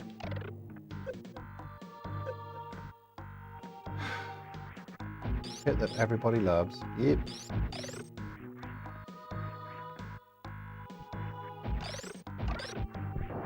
This whole section actually is the bane of newer players, and I could totally see an argument for just like not having it in the game at all. But it is here, and we're going to learn it. So these animals will teach you how to wall jump. Wall jumping is slightly fiddly, but they do kind of show you the timing for it. You jump against the wall, you pull left, and then you jump again.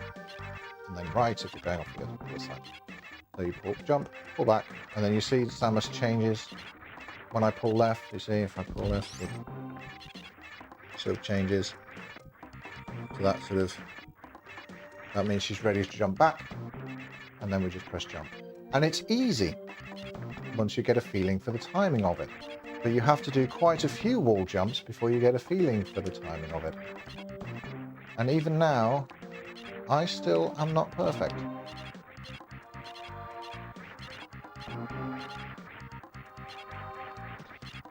This is something that you don't need in the game, except at this exact point. But what you're supposed to do when you learn this is think, aha, I've got a really cool tool now for exploration. And you absolutely do. And I think this is the first point in this game where Nintendo says, you should play this again. I think it's a really interesting point in the game to tell you that imagine what you could do if you'd known that you had this ability from the start, you know? And I think that's really interesting about it. And again, the wall jump is one of those things that originally made me think the movement in Super Metroid is like really clunky and fiddly. It's not. It's just precise. And with a little bit of practice, you can do this. It's not difficult. It's just precise with the timing. See, I'm still messing it up. And that's fine. Etacoons, is that what they're called? Yeah. The other thing to watch with this, if you're playing on an emulator, this rather depends on what device you're using. If you're playing this on Nintendo Switch, wall jumps are horrible with the analog stick, because as soon as you can only wall jump when you're somersaulting, and as soon as you look up, Samus is no longer somersaulting. So I could be doing my nice wall jumps up here, and then if I accidentally press up, I've lost it. I can't wall jump anymore. I press down, I've turned into a ball, I've lost it, I can't wall jump anymore. You need precise left and right directions with no up and down, because diagonals as well can mess you up a little bit. So analog sticks make this a lot harder. I use a PS4 controller, so I agree you need a good D-pad, not a joystick, absolutely. You can play this on Switch, and don't let me put you off playing this on Switch, but specifically when you want to wall jump, you'll need to be using those rubbish little 4 buttons on the Joy-Con. But doing it with those isn't bad, because it's not too hard with those at least to hit exact directions. So totally playable on Switch. Just don't try and wall jump with an analog stick, you're gonna have a bad time. It also depends on what kind of, if you're using one of those portable emulator devices, some are better than others. I find the SNES pad much easier than the controls on the RG351MP, the Ammunic, which I've got. I wouldn't recommend this.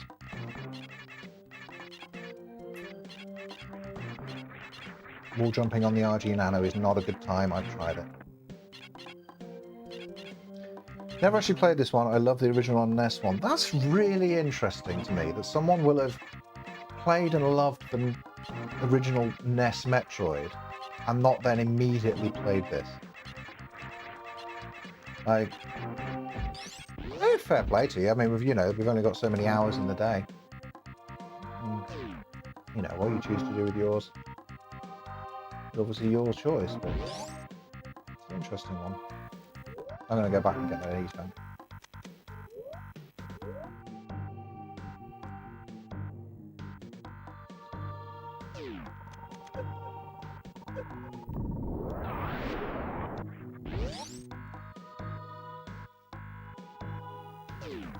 This one's fiddly as well. It's those 3 blocks in front of the E-tank that will break if you walk on them. See? Gotta go back up there now.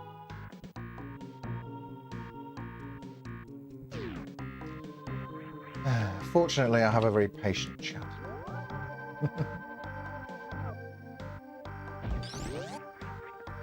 Yeah, okay, yeah. Leafy Jaws, you got to tell us.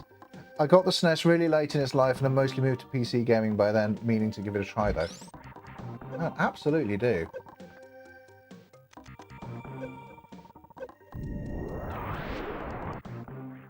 Super Metroid is really interesting to me because it's the best in the series, but it's not the best to play for beginners. And I don't think that happens often. I think normally if you want to start playing, if you want to start experiencing media, you normally just want to start with like the best one.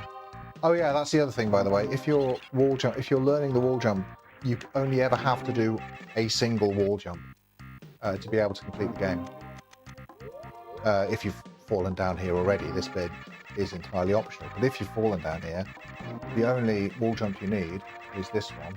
And you just bomb your way through this wall that looks slightly different to the rest of the wall, and get on with your life. If that's how you want to play it. And I mean, oh wait, it's on the SNES Classic. Gonna have to hook that back up and give it a shot. Yes, it's on the SNES Classic, and playing it on the SNES Classic is also really good. The controllers I found on the SNES Classic are really accurate to how the SNES feels, in my opinion.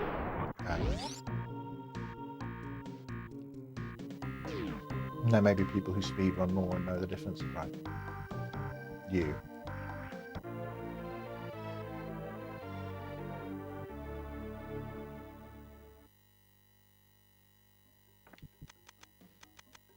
I actually remember what's in here. Oh, good. Worth it.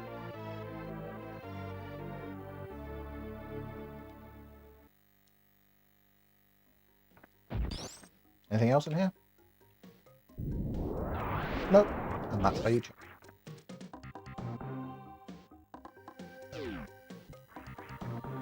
Alright. Good, we did it. I didn't want to do that bit again.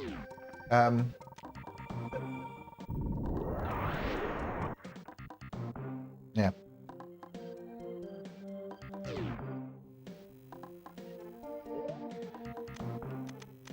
I don't know why I completely miss out on Metroid. Got to run off, meeting with some friends. Glad I was able to stop away for a bit. Love the content, mate. Thank you, Leafy Jawa. Love to your friends. Have a great time. I don't know why I missed out on Metroid entirely when I was a kid, you know. I think it's one of those that, like, didn't sell that super well at the time and became a cult classic. Or maybe that's just in the UK, because it probably did quite well in America, right?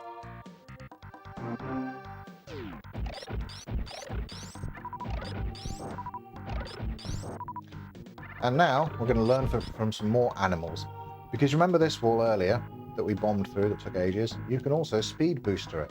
And you remember on the other side, we saw that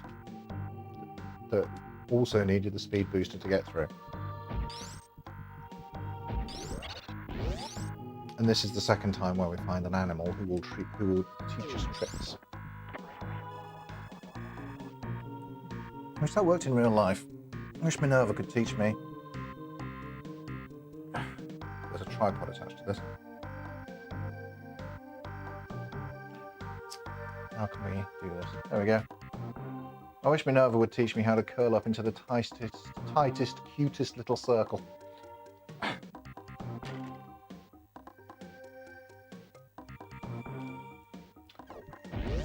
It'd be much easier to pick up the cat than the camera, but she's asleep.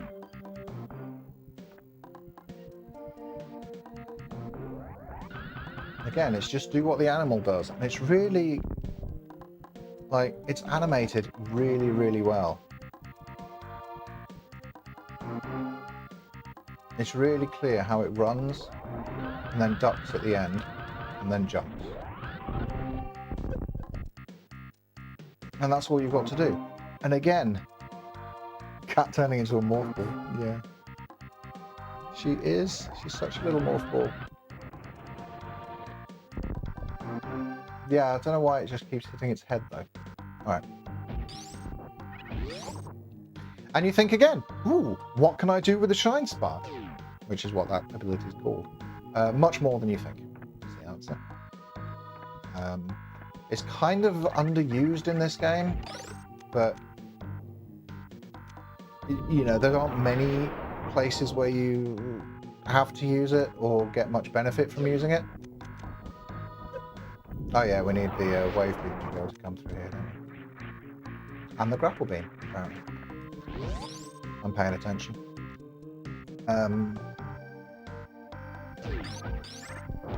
Yeah, but in Metroid Dread there are some really tricky, like, Shine Spark puzzles. And I think, and Zero Mission has them as well. I think Fusion probably.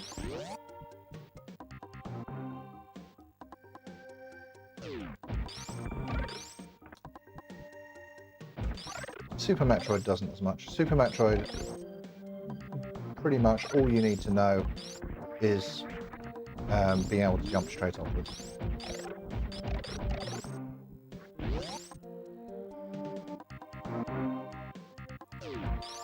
Mostly useful for shortcuts like getting to the wrecked ship without the grapple. Yeah. And as I say, I tend to go the back way anyway, which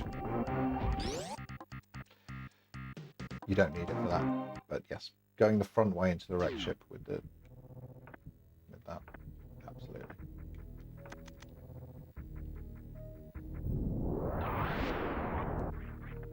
Oh, whole new bits opened up here.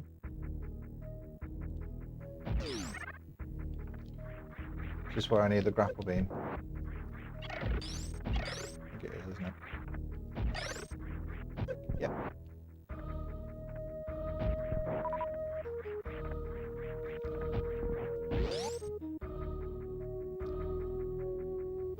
Hello, taking a break from Metroid Fusion Randomizer to cook dinner and watch a Super Metroid stream. Oh, thank you.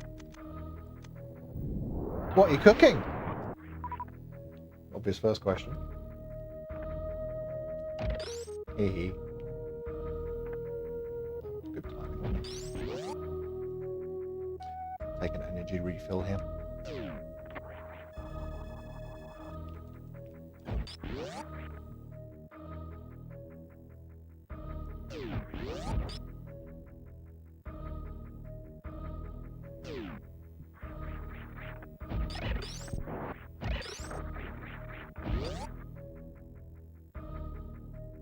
Yeah. I've streamed Super Metroid before, just on the basis of wanting to play some Super Metroid. I think, yeah, it was the stream where I played Metroid. I think I played Super Metroid at the end of it.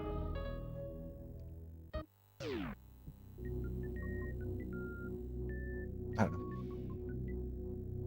This is just casual play, though. We're not 100%ing, we're not speedrunning, we're just casually playing some Super Metroid. Nothing wrong with that. So now we've got the speed booster and we've got the power bombs, we remember that we can go back this way.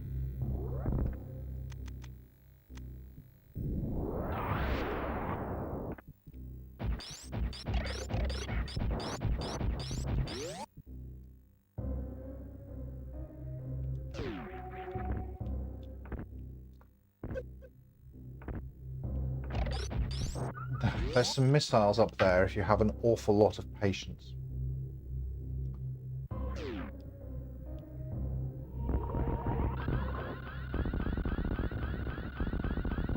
Speed boost is so good. Cooking some pasta to go with bolognese I made a couple of days ago. Nice. Do love a bolognese. Heading out, look forward to the eventual video. Thanks, Gary. It will happen eventually, as you say. This is Crocomire. He's okay. He's a cute little buddy. Really, this is a bit where sort of Samus is kind of cruel because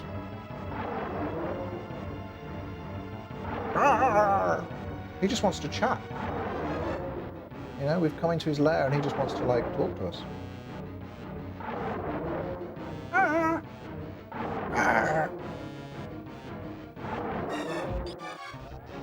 Little cutie. Shoot him in the face.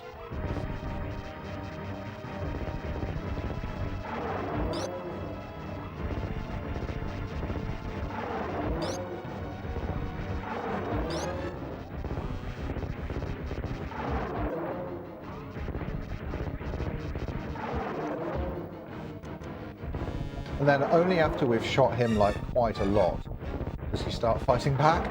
It's like, oh, poor Crocomire.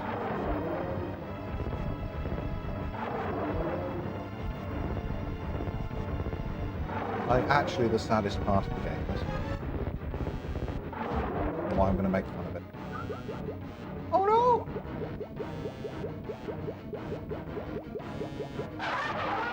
Poor sweet baby Crocomire. Exactly.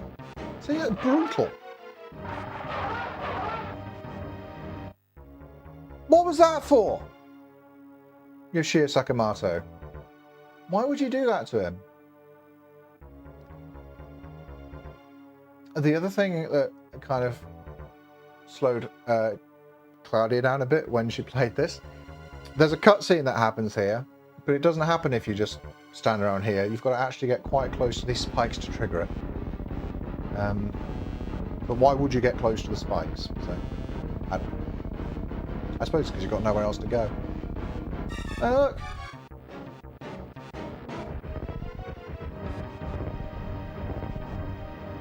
Poor Crocomire. His torture finally ended. Torture that has been committed entirely by Samus for no reason. Crocomire was in the way. Rip Crocomire.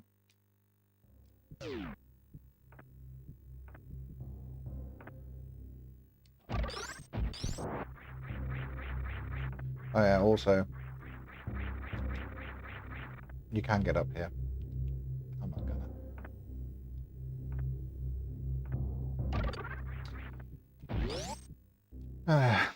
Oh well. F's in the chat for Crocomire.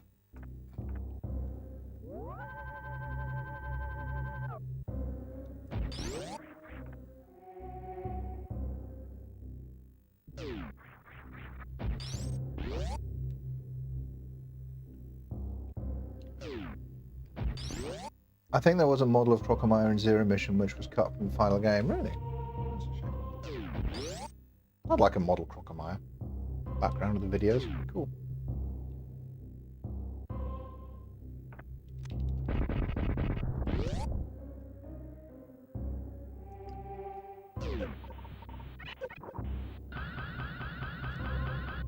Yeah. I haven't figured out myself the sort of shine sparking sideways. I know how to do diagonals. I know how to do up. But you can shine spark left and right as well.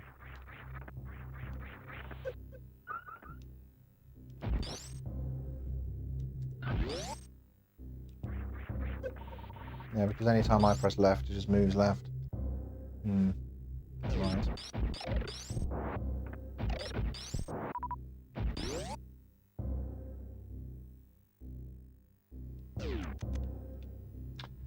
But yeah. This is also, I'm also not going to say much about this bit because this is also a bit that Claudia figured out on her own, and this is a really cool bit to figure out on your own, and I think new players absolutely can. So, I'm not going to tell anyone how to do this bit.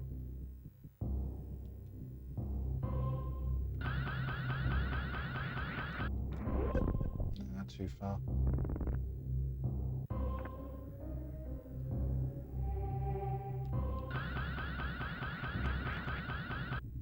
Too far again, I think.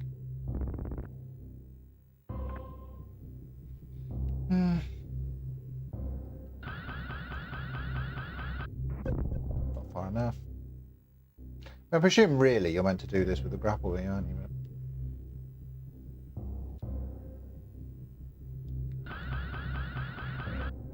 There we go.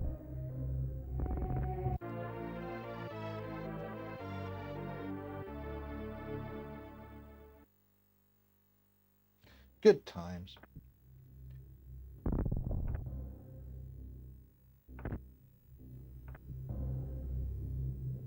But yeah, the solution here is fairly obvious with the ramp, I think. And it is a satisfying puzzle to solve. Grappling beam, let's go. I don't like the grapple beam. I don't like the feel of the grapple beam.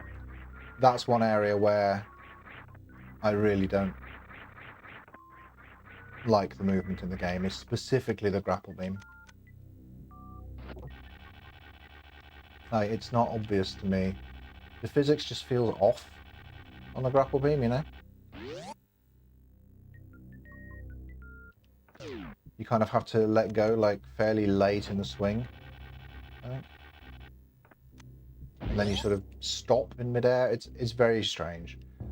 The grapple beam, though, you don't have to use it often. And when you do have to use it, it's pretty forgiving. It's most of the time. There's a bit in Meridia that's horrible, but you just have to get through that. And I think that's probably the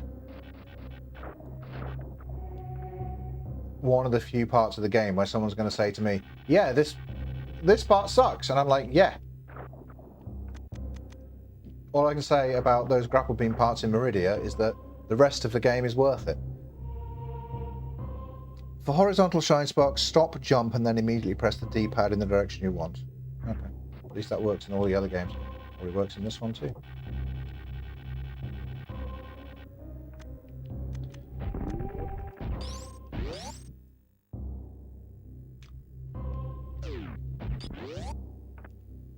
I'm going to find a spot at some point, and there's a nice long bit, and see if I can figure that out. This is where the game shows you that enemy up there. You're obviously not going to like be threatened by it in normal gameplay, but it is showing that you can grapple onto enemies, which is a nice thing to teach you. And it's quite subtle about doing it.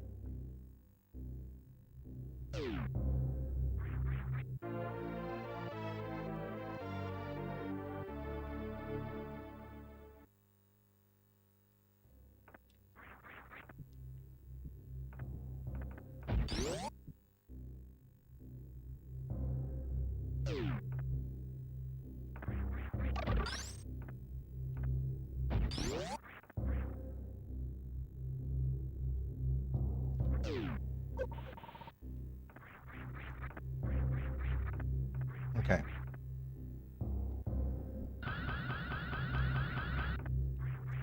No.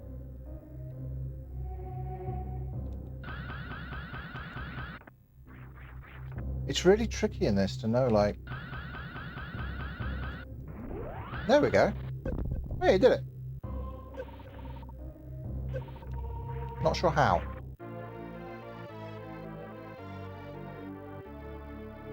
I think it's another one where the timing's just a little bit tight on exactly when you have to press the button, right?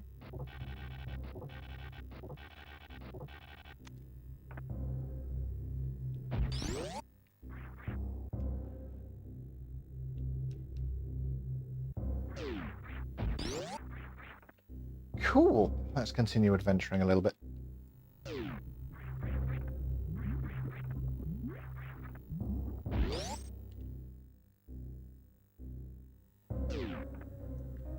No, we don't need that. We're full.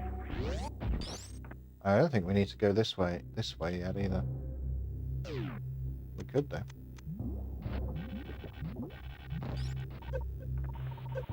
Ah.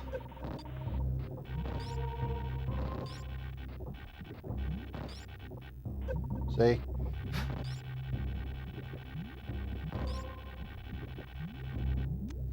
Do not like. It's important that you're not moving when you jump, or your somersault instead of shine sparking. Okay. But I didn't jump. I'm trying to think now. Is there a goodie up there that we need to get now? There is, isn't there? We need the wave beam from up there, and the grapple beam gets us to it. So we are going the right way.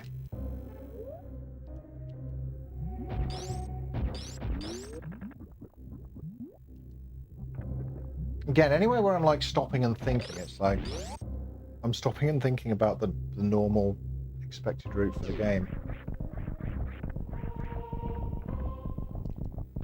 This is one of those games where you'll play it through the normal way once, maybe twice. Because you play it through the first time without knowing how to wall jump, and then the second time you play it, you know how to wall jump, and then you're just trying to break it. And it lets you. And that's why this game is great for replay. Replayability.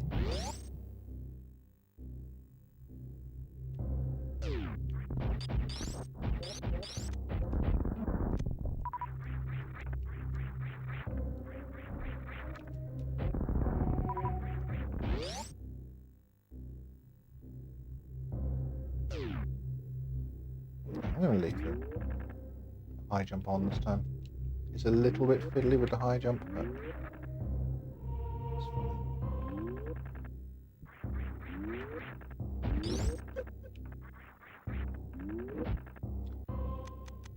And then we come back here with the grapple beam. We can get across finally. Hooray!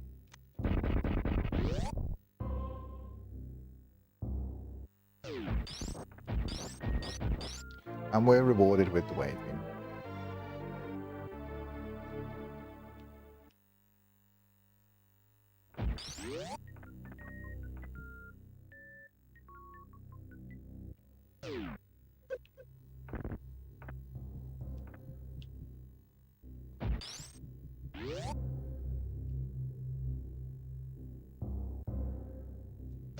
Good times.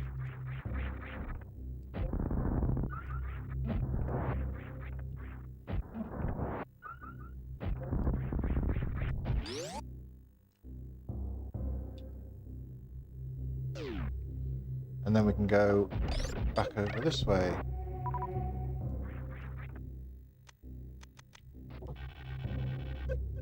Don't mind me.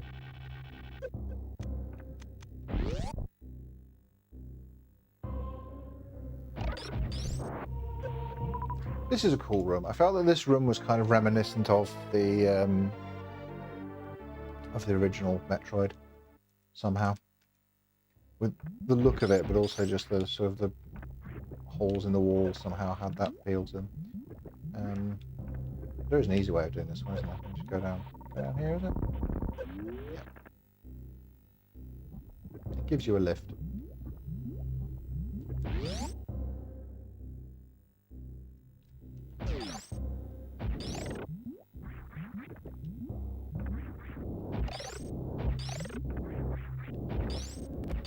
Yeah, this whole bit actually, because there's nothing here that isn't in the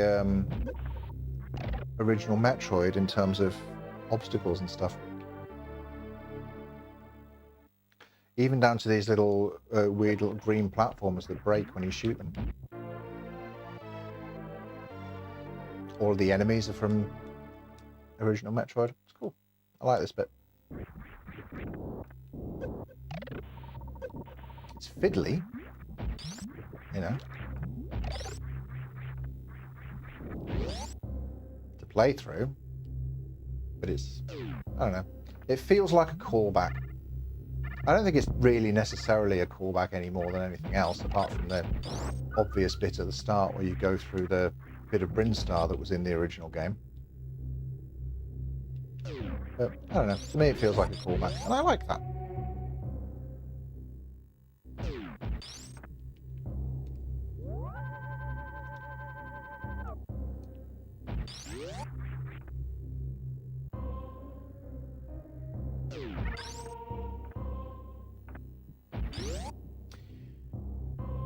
So we have the wave beam, we have the we have the wave beam, we have the power booster, we have the grapple beam, and we have the super bomb, which means it's time to go to the wrecked ship.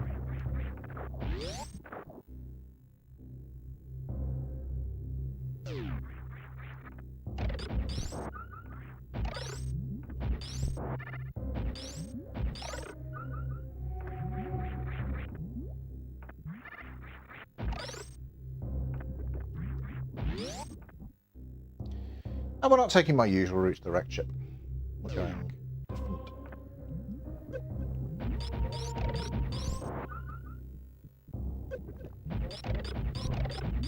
Hey, can you shine spark up here? There's enough room.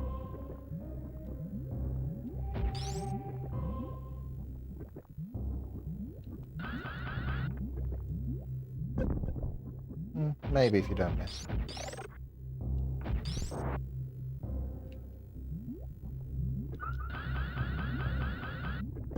No. Oh well. I think they should have put that in. I think you could. I think they could have made that a shine sparkable.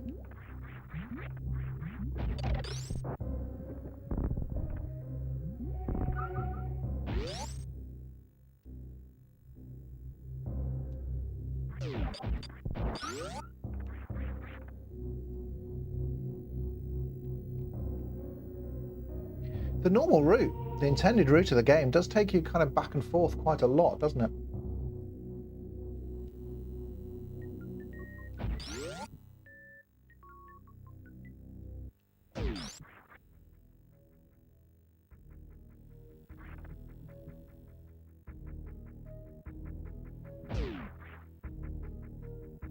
Actually, just for the sake of the stream, this is we'll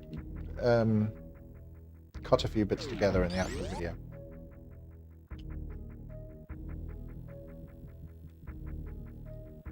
This is another bit that was not obvious to Cloudy the first time she played through the game, is that you're in a glass tube, and there's obviously stuff outside that glass tube. There are platforms up and down. You're obviously supposed to get out there somehow. And you are. And the way you do it is with a power bomb. And the game doesn't tell you that.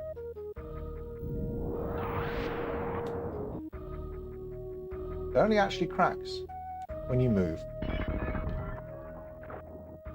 And so you cheat the water physics and do a big jump there if you'd like to, but it's not necessary.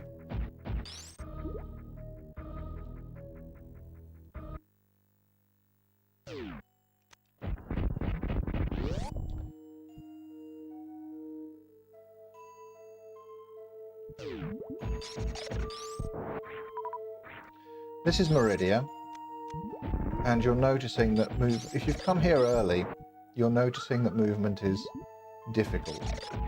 So what I would suggest to you is that just the same as the parts in Norfair where you lose energy when you go into the rooms, you're not supposed to be here like this. You're not supposed to try and suffer your way through this movement. So feel free to come back later. Exactly the same as the hot rooms in Norfair, just don't bother with it. Unless you're playing the PAL version,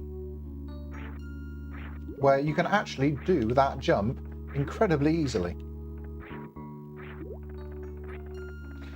If anyone's watching from America, you'll know that you can't go this way on the NTSC version. You can do like some really complicated some really complicated bomb jumps to kind of force yourself over there. But in PAL, you literally just jump. And it's a really easy jump. And because I'm more used to the PAL version than the NTSC one, I thought it was quite a reasonable, easy thing to do, to go through the back door into the wrecked ship. And so when I came to stream the game and started going my normal route, which was along here, people were like, "Stop, what are you doing? You've got to go the other way into the wrecked ship." And I'm like, "I want to go the back way." And they're like, "No, don't go the back way. It's not worth the hassle and whatever." But no. European version, just jump. It's fine. And you can totally make your way to the wrecked ship this way if you want to. Not gonna, for the purposes of this, but you know. Since we're playing the PAL version, it just seemed appropriate to show that off.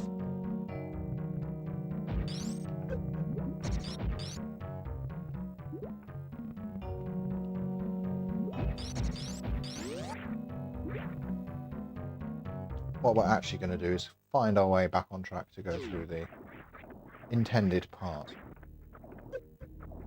intended entrance into the wrecked ship. Grapple hook and all.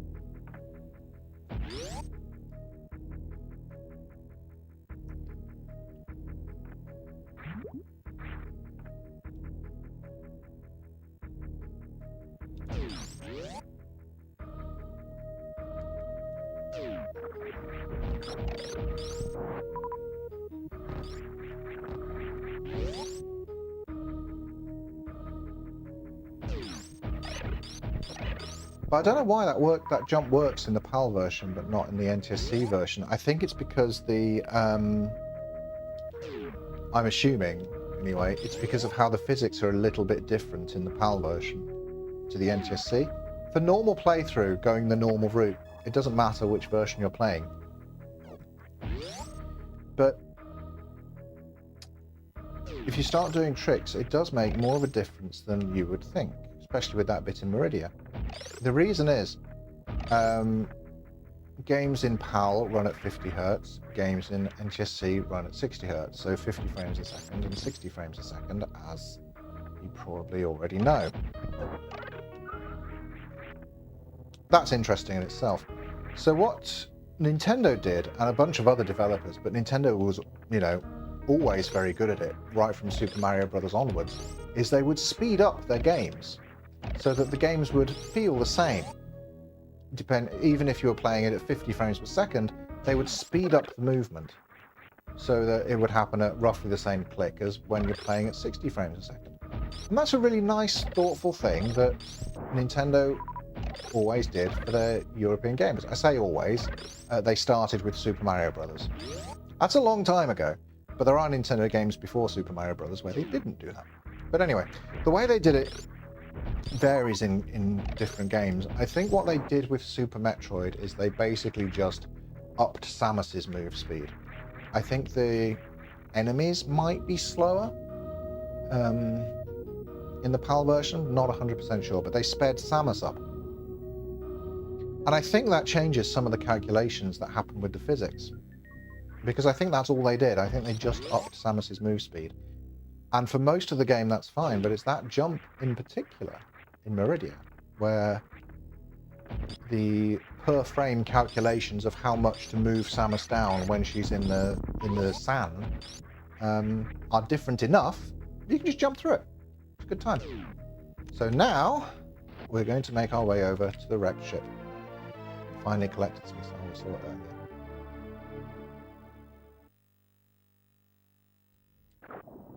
Yeah, you absolutely can go in the water without the gravity suit. It's not going to kill you. It's just not very nice.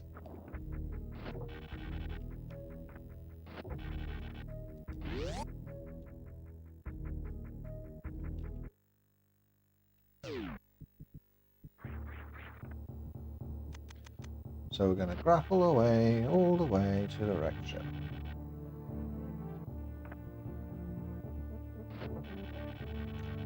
This music's kind of legendary as well.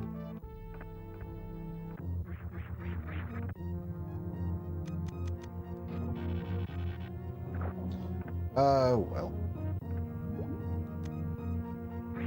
It's annoying when you fall down here and have to go back to the start.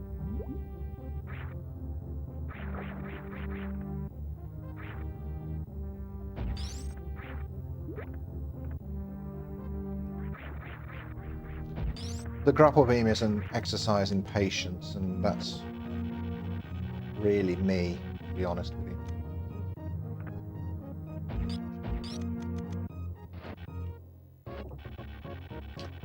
Not a patient person. Which is why I would be much happier if I could figure out the timing for the Shine Spark to get across here, because you can Shine Spark a lot of this, I think. But I'm not good at that either.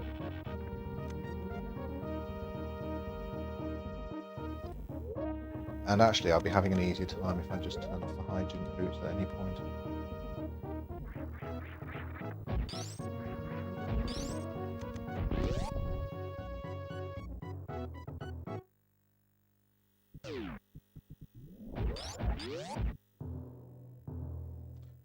The wrecked ship, again, is like a really cool experience that I don't want to ruin very much of.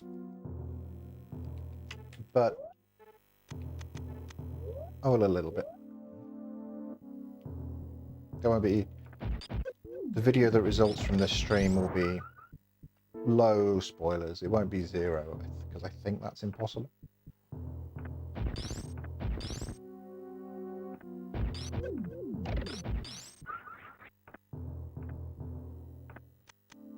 So we find out in Wreck Ship, all we can do, everything's powered down, all we can do is make our way down.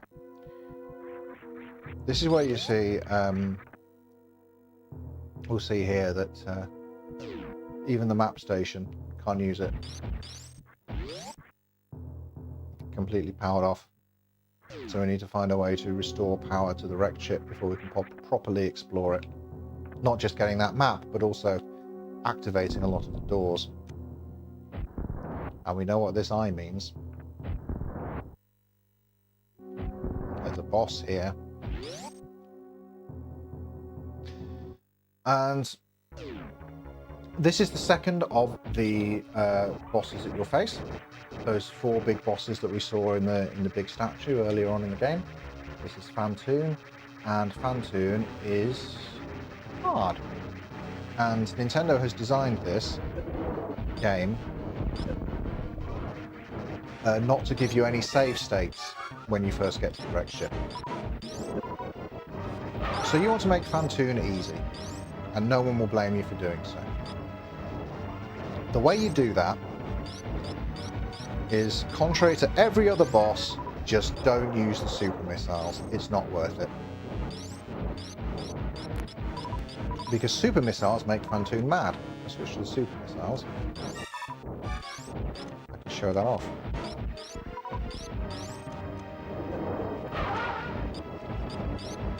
Yeah, hit him with a super missile, and now he's doing this. And the way to avoid this is, if you charge up your beam, you get... It's quite difficult to do. If you charge up your beam and somersault, then you get some... you get to just jump through these and you're invincible. But it's fiddly and it's tricky, and I find if you're a newer player to this game, just use your rockets and your charge beams. Perfectly fine fight if you do that. And remember, like every other boss in the game, it gives you a way to refuel. So you can take your time about this.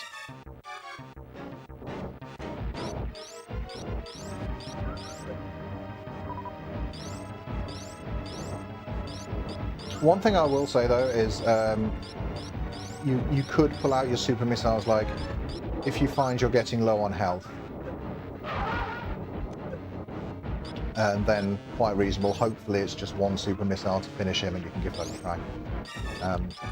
My wife did that with amazing results. If you stick around past the ends towards right at the end of her Metroid video, you get to see her entire Phantoon fight, which I put in because I thought it was incredible.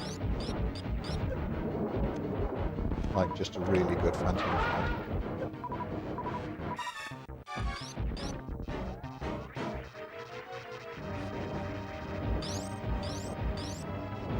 But yeah, I'm not paying a great deal of attention here. I'm not too worried about it. Like, Phantoon used to be the absolute hardest boss in the game for me, I think.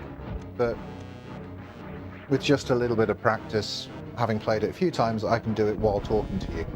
It's not a problem, especially doing it without the super missile.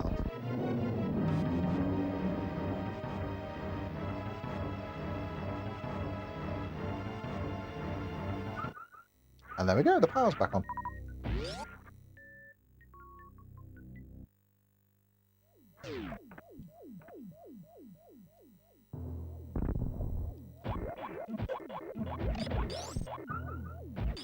We get to properly explore the wrecked ship, including getting the map, which I'm going to do.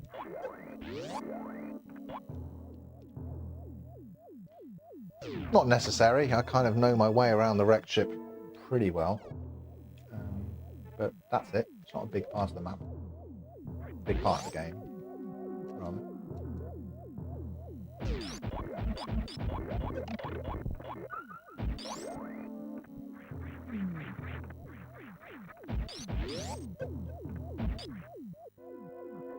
Alright. Let's explore the wrecked ship a bit.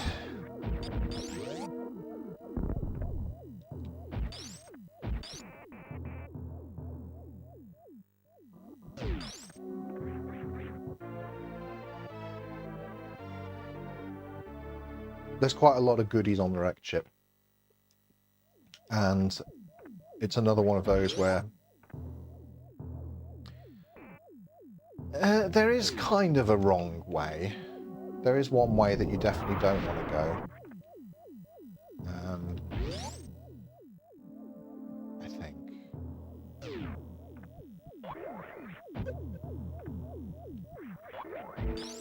Basically, don't accidentally jump off the wrecked ship and have to come back on, because it is a pain to get back.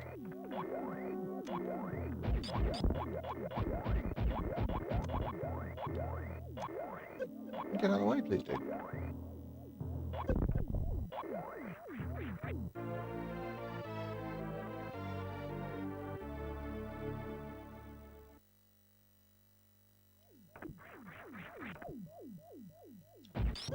This is going to be such a pain to turn into a cohesive video, all of this. It's going to be a lot of footage to go through.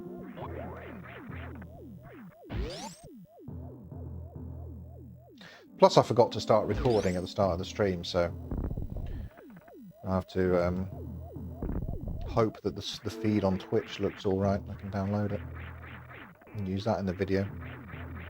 It's always a bit fiddly, that. Of course, if you're playing this game for the first time, the first place you want to go is the save station. And fortunately, after you beat Fantoon, getting to the save station in the wrecked ship is pretty easy.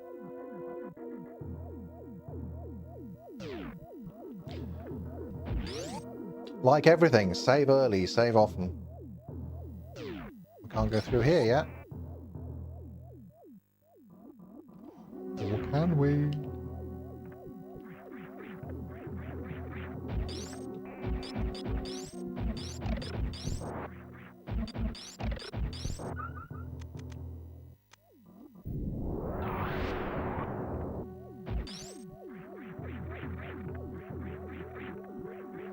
I'm not saying much about finding a way around the wrecked ship, because I don't think that's difficult. I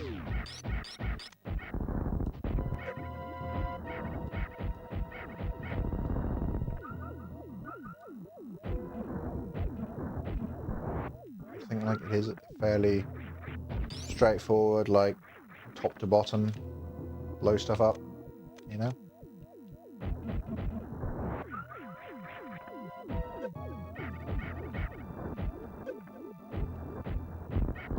They're annoying.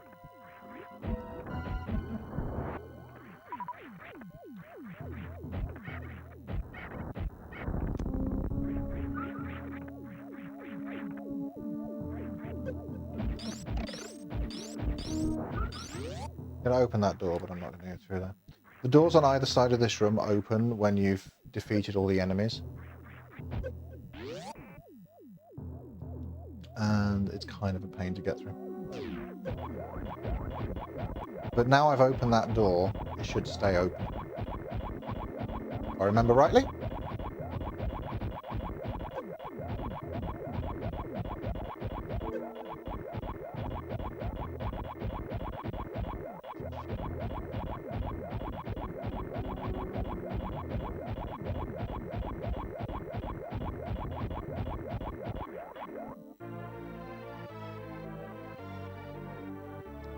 Video quality is on point. Thank you. Good to know. Because I'm going to have to make the YouTube video out of the, at least for the first part of it, out of the Twitch stream. I love real console recordings. Yeah. I think it's... let's just see if this is open. Yeah, there we go. Yeah, original hardware here. It's got it like...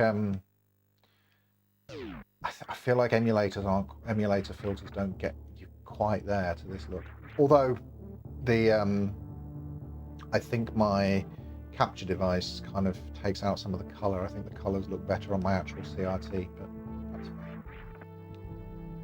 Oh, shame.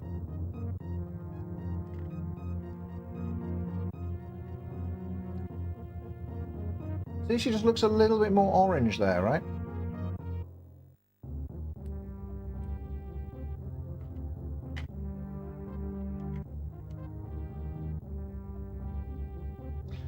The old ways. So, wrecked ship.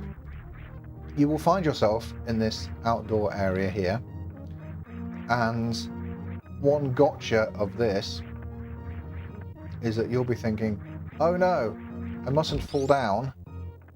You actually just can. There's just ground. You can fall down here and you'll see that there's meant to be a route back into it. Like from Brazil. Hello, Brazil. Nice to have you with us. And we've got to figure out how we want to get there. It's very easy here to like start bombing around over here and fall down and have to find your way back into the wrecked ship without the gravity suit. So don't do that. Instead stick to this side and just bomb into this section. And I don't mind telling you that because there are some parts of the game that are a little bit more frustrating than they need to be when you get it wrong. And having to get back into the wrecked ship without the gravity suit, I wouldn't wish it on my worst enemy. Especially if you've already gone through all the trouble to get here, so don't do that.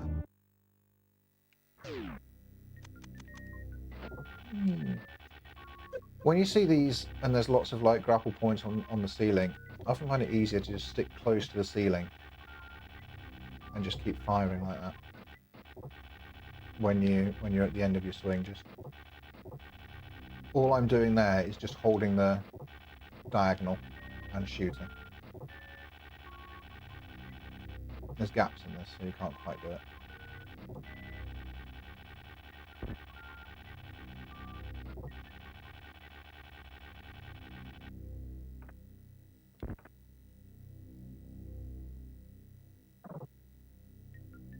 I feel like this one's pretty obvious. He's holding his hand out for a ball. You give him a ball.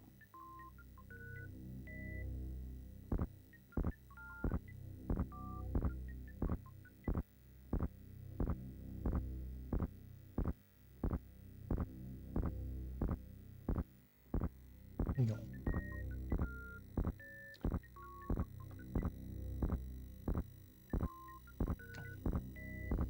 I do like how it just drops you here.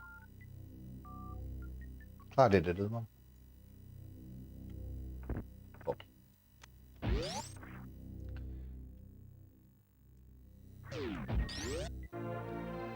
After all that trouble, we finally get the gravity suit. But don't go out yet. Because if you go out that door, you're outside, and you fall down, and you need to come back into the wrecked ship. We're not going to do that. We're going to finish exploring a little bit here first. We will have to. That's the only way out of this section. But before we do that, we're just going to go and get a little secret this way. Because we've noticed that there's a gap down here. I'm sure you've all noticed that. You don't need me to tell you.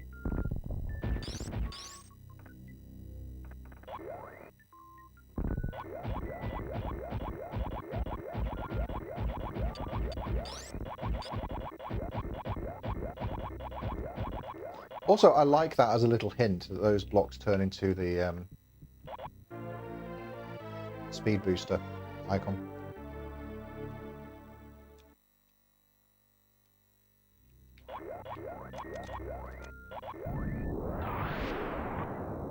If in doubt, super bomb.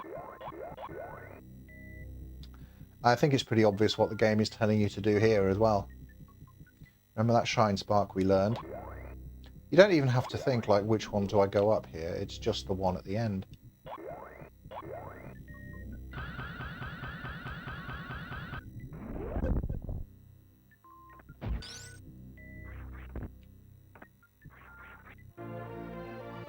We'll go get ourselves a Trito.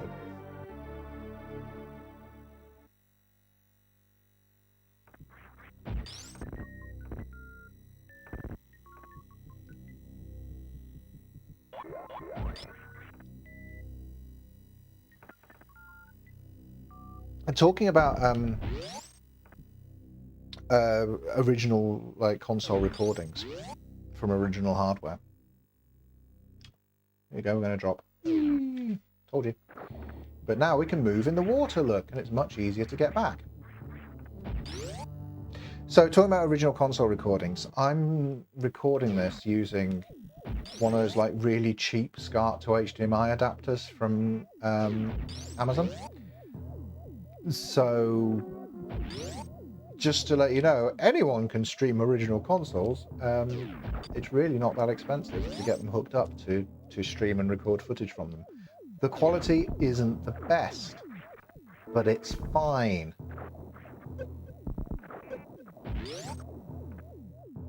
It's not quite as nice as it looks on the TV. The colours suffer a little bit, but it's fine.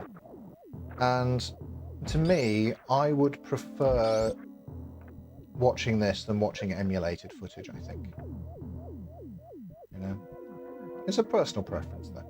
Some people like the hard pixels as well. I think a lot depends on your age and what you grew up with. Here, I think we're supposed to notice that the ceiling looks a little bit different and we can shoot through it. Which way to go?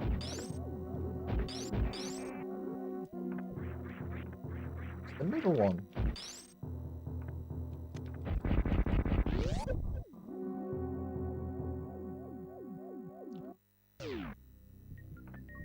There's grapple hooks up there, grapple points, so you can grapple your way across this room. It is not necessary to. Just turn off the high jump boots and you can jump it.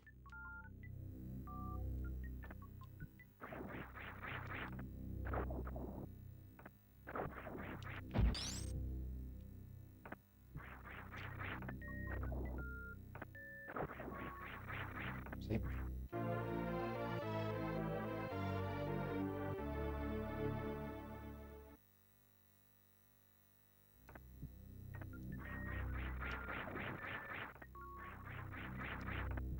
Little wall jump back onto the platform now. A cheeky wall jump as a treat. And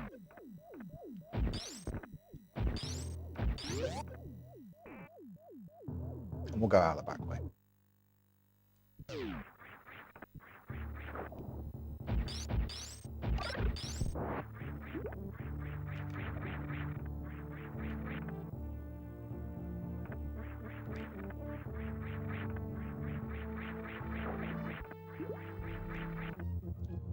Jump back on for this. I think you can go this way, can't you? I normally go up this way, so I don't know. I think you can go back this way. Yeah, I've definitely done this. I'm not recording a full guide to how to get through the game though. I'll clip like little tips from this.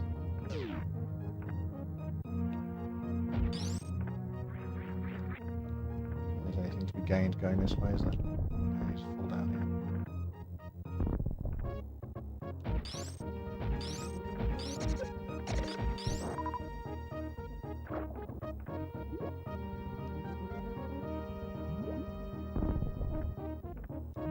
Back we go.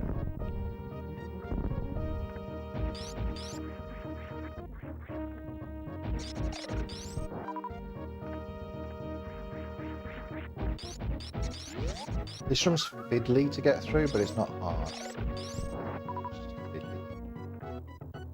Get through this way? No, we have to go the other way. It's a bit of a maze. It's a bit tight, but it's not a great challenge.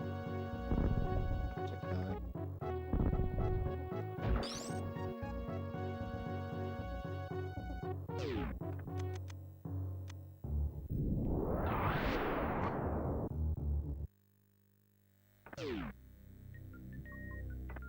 Where are we going? If you come out the back door of the wreck ship, it takes you straight down to Meridia, I think. Remember right? Sounds like.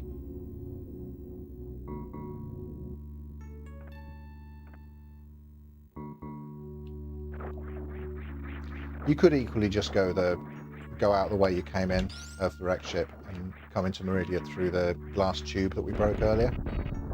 But it's interesting that it's not actually necessary to break that glass tube and figure out that puzzle. You can just come into Meridia this way.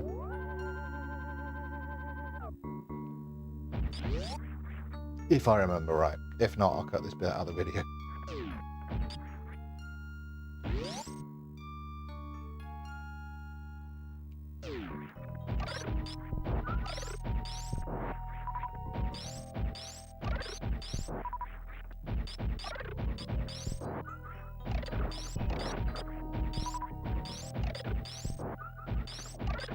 I haven't written a script for what video this will be in yet, so I don't know exactly what tips I'm going to record and what tips I'm going to use and whatever, but I'm just making sure there's plenty in there. I can make a little video about it. Because it is about tips, it's not about guides.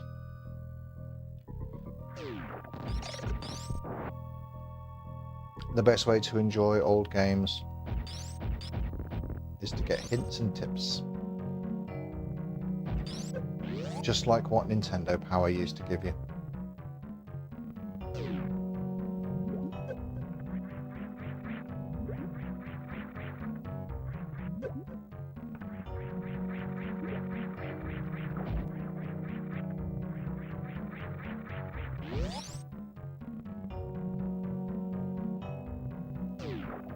Oh yeah, that's where we just came from. We don't want to do that. We've done that.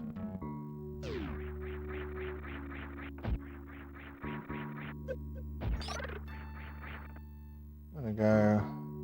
Oh, we probably do want to go back up here. And this is where wall jumping is useful, but again, not required, because you can just go the other way to get up here, and it's fine.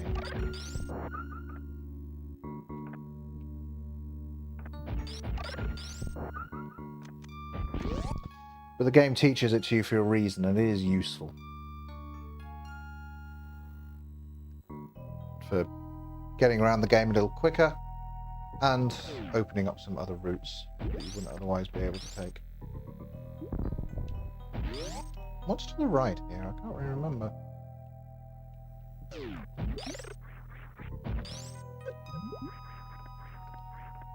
Wow.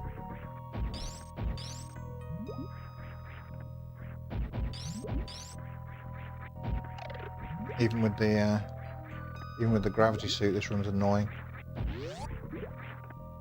This is why we're not going for 100% completion. Is pretty much just these rooms.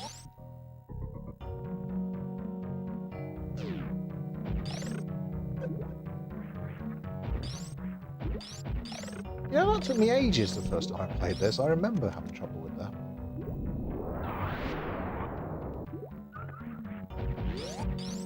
There's no way up there. We can only look.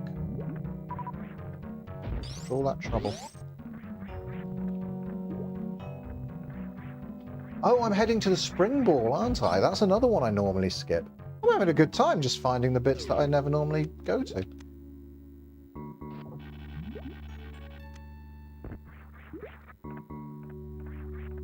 Am I supposed to be able to get up there?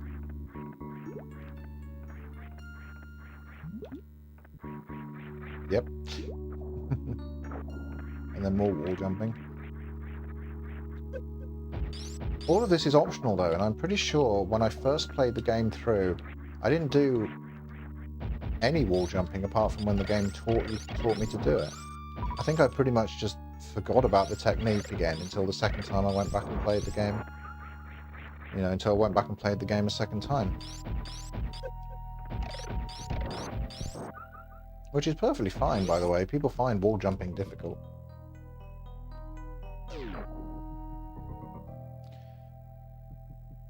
Don't feel obligated.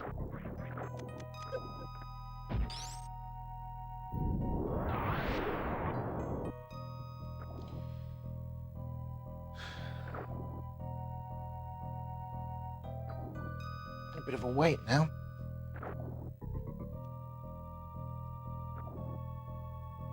You know that?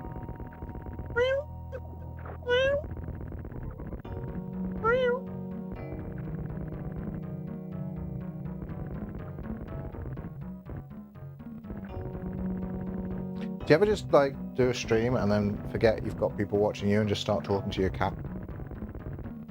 Come here. Come here. Yes, come here. Yeah, come sit with me. Come on, darling. Come on. Meow. Meow. Meow.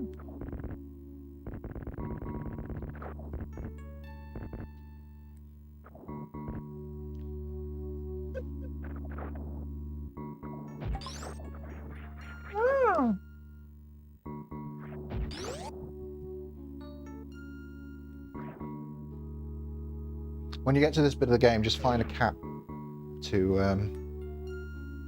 amuse yourself while you're waiting for that thing to burrow through.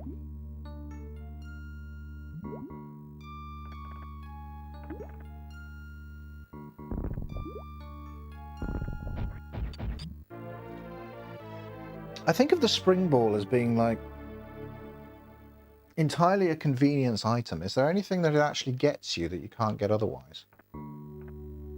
Apart from out of this bit. Not sure there is.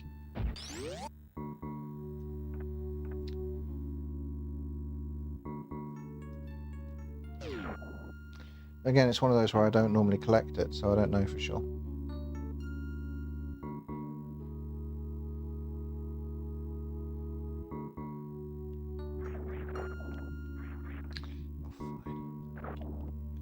I've got her over here. It seems unfair not to give her a little bit of attention, right? You good girl. You good girl.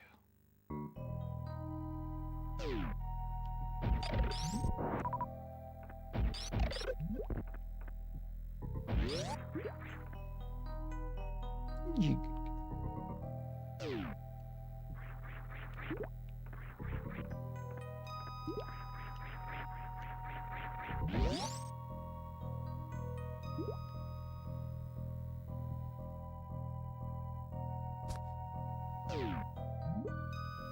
Another important Super Metroid tip that you need to know is cats like face rubs. They do. Cats like face rubs. Anyway.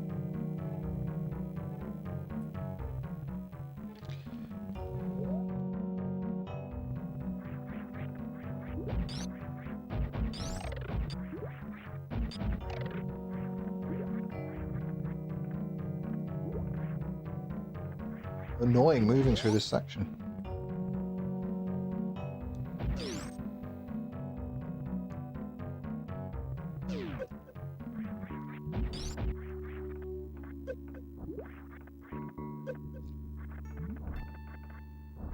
The quicksand can mess you up as well, but really just, if you're stuck in it, just keep hammering the jump button until you get to the top, and then you can pretty much do full jumps from the top. It's tricky timing, but hopefully you won't have to stay in it for too long.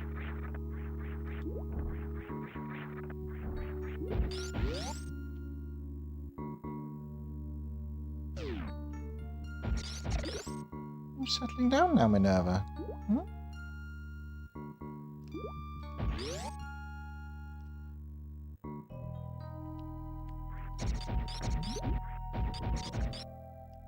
You're doing our best.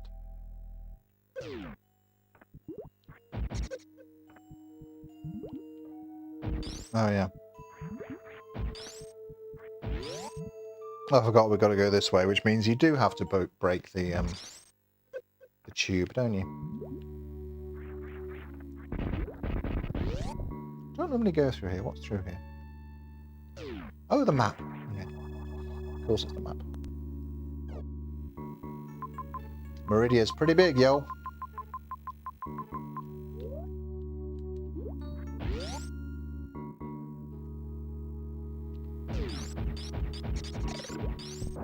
Also designed very differently to the rest of the game. This and most other Metroid games tend to be designed with like vertical shafts and interconnecting horizontal tunnels. The original Metroid was that, and every Metroidvania ever. That's not true, but a lot of them use very similar design. This Meridia doesn't. Meridia is just like a big open area. Kind of unique in that regard.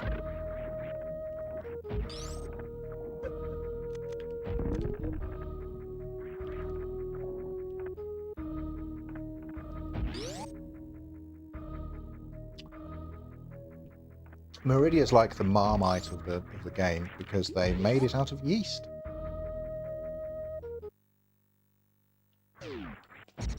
That's a joke for the British viewers.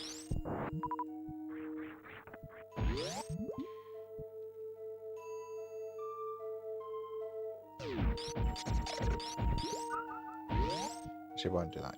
We won't. We'll be sensible here. This is guides for newer players, so we won't be tricky about it. Ignore that wall jump.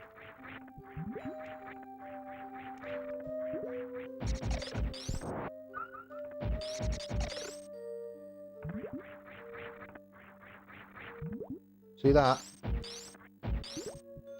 Wonder how to get that. The game still does tell you, I believe.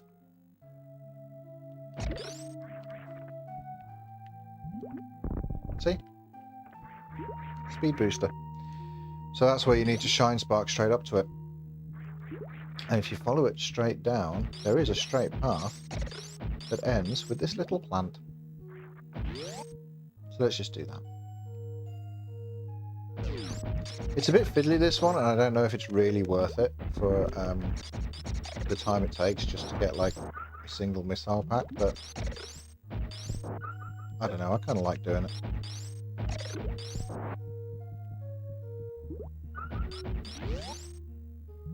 Missed the timing there.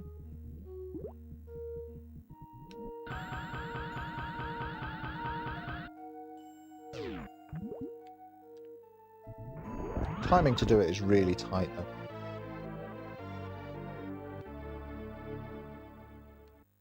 Yeah, that's a nice little shine spark sort of puzzle really to figure out how to get the full speed up and where to jump and stuff like that, but that's really as complicated as it gets in Super Metroid.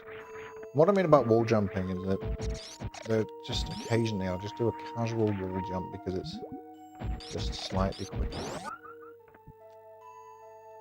Didn't actually have to there, that was a bad example. Say that again later. And it makes more sense. Oh, where's that crab going? Easy to find out if you know how to wall jump.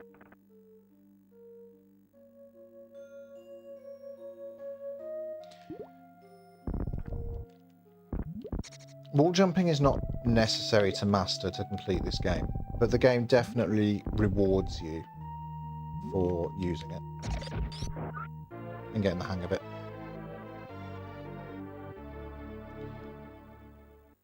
So it's really up to you and your tolerance for it. Maybe the first time through the game you think, it's too difficult, I don't want to be messing about with that.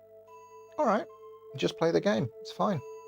But you'll find that you'll end up falling down pits like this and you have to find your way back up somehow. So do learn either the wall jump or the shine spark.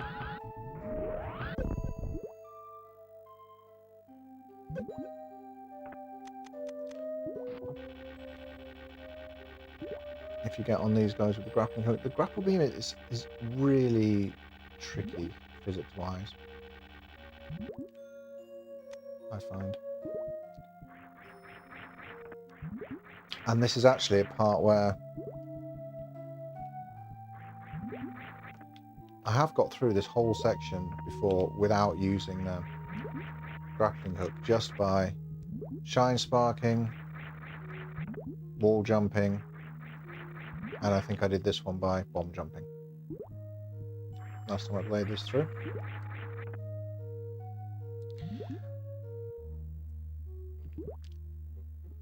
Bomb jumping again, by the way, advanced technique that you don't need if you're playing this game for the first time. But effectively,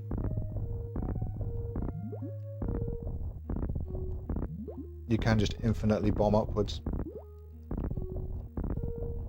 Just a little bit of timing.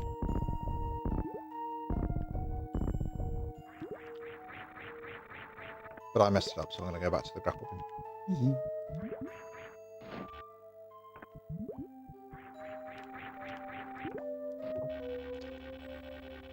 But like, there are no good ways.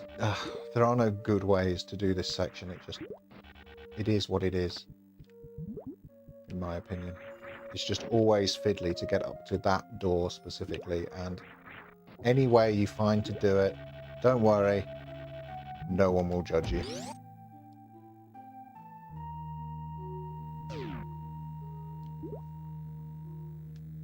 And what do we do in here?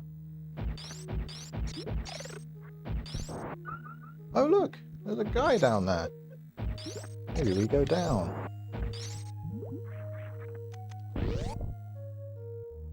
Absolutely do. You absolutely do go down.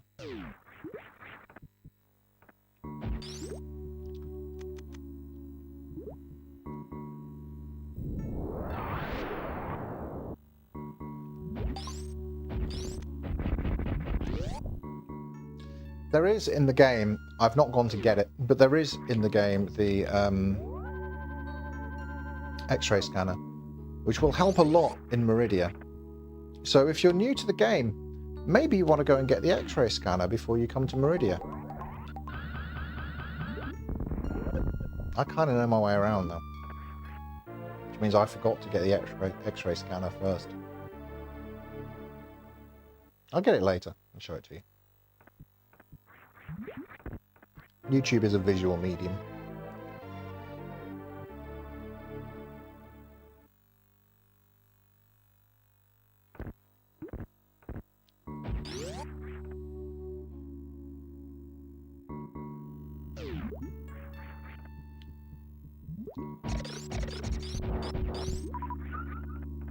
It would be reasonable to spend some time here refilling my energy, but I think we've got places to be.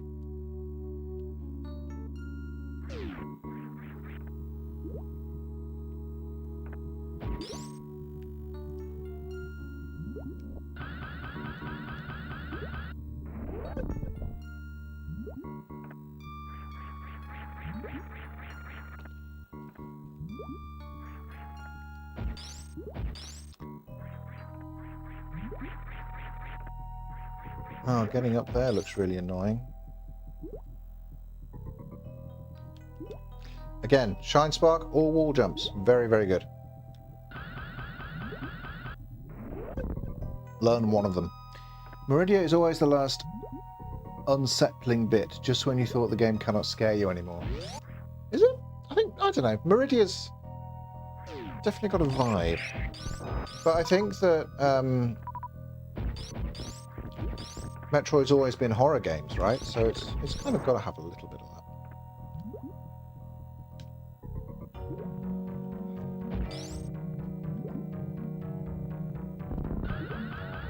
Whoops.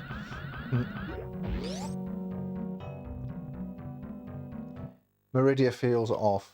Yeah, I get it.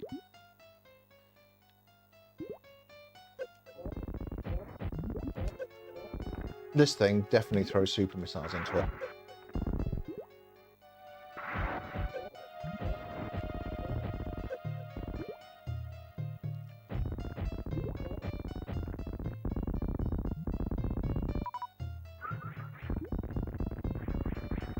I'm also, like, aware that I've got next to no energy, but I'm not really that fussed.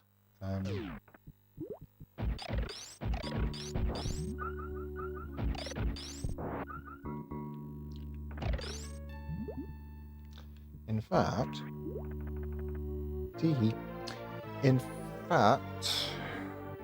we can just get an energy tank, and it all goes right back up.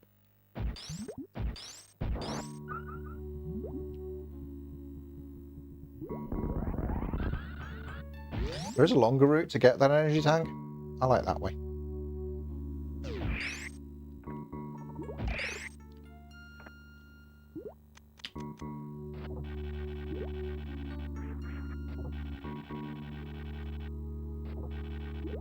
The grapple beam gives you a little bit more time to jump off when you've got these like horizontal grapple bits than you would get with a normal wall jump. So you have that option if you want it. I think I'm more comfortable in that room with just normal wall jumps though normally when I play. This is the room. This is the room that's absolutely horrible if you're not confident with wall jumps.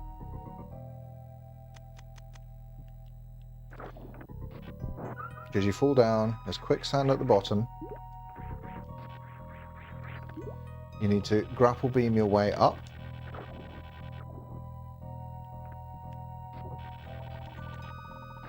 And there's Metroids everywhere. So just trying to get through this, just using the grapple beam. I'm doing okay, but it's definitely fiddly.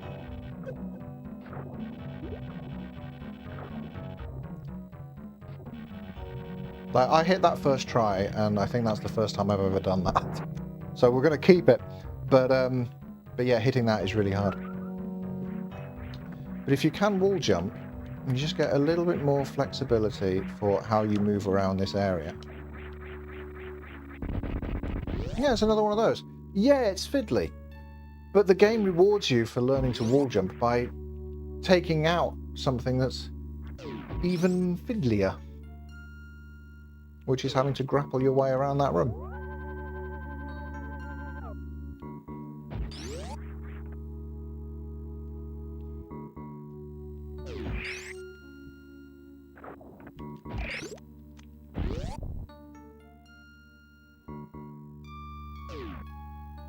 Oh no, spikes. I guess I'd better use my grapple beam. Oh no, I fell down. I'm not putting that in the video.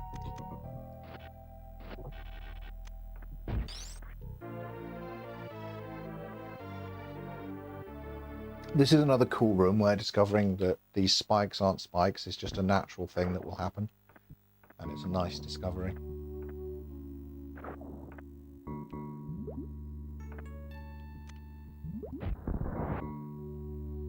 We've got another eye. That means we've got another big boss. And for the boss in Meridia, the first thing you want to do when you get in here is blow up these cannons, or you are going to have a bad time.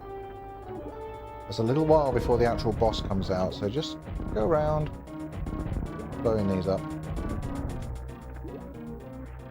Just found the channel. Good stuff. Oh, thanks, Imaginate. Hope you enjoy it. There's we're building a little library of videos right now.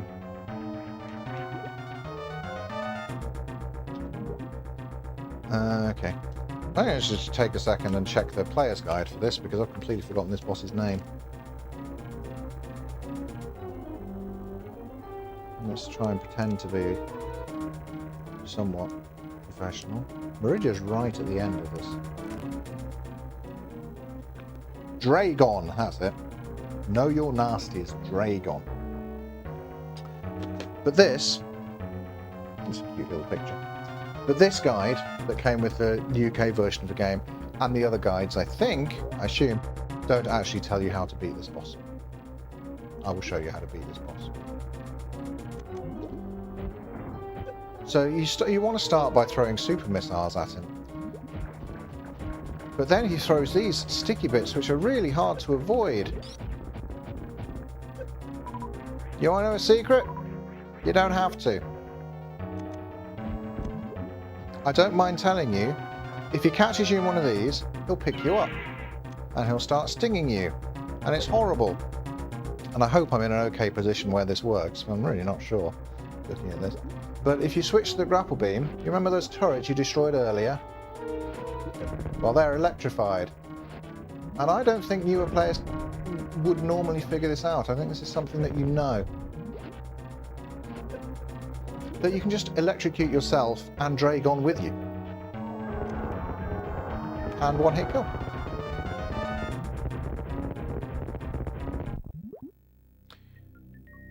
As I say, the last time I beat this game, I beat it without the grapple beam, and I just did my best not to get caught by that attack. And just beat him with super missiles, so you can do it that way. But doing it with the grapple beam is just so much easier that I don't mind telling you about it, and you can go ahead and use that. And you're rewarded with a space jump for your cheese.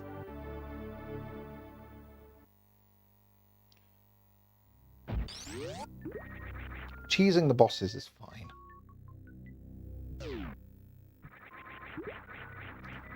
Space jump timing is also a little bit fiddly, and it's quite easy to kind of mess it up. Effectively, you want to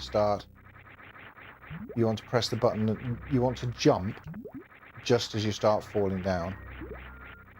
for the most part, I think. There is, again, though, a rhythm to this. There's a zen. There's a feel. And if you get that, then you're good. But it is easier than wall jumping anyway.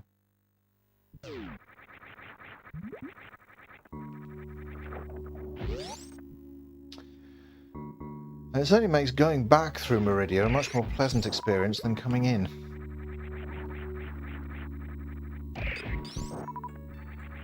Sometimes a wall jump is still easier. See?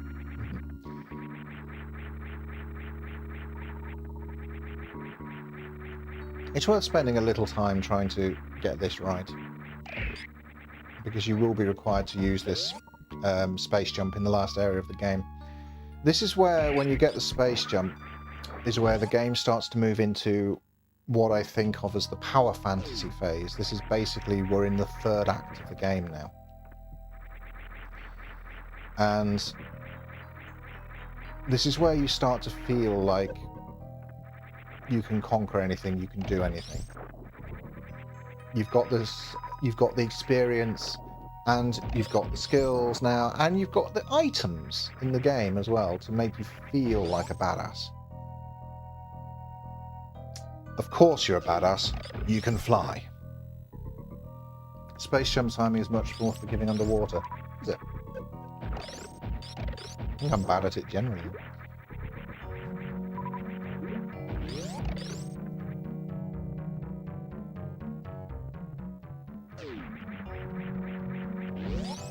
Yeah. Just space jumping around, living your best life.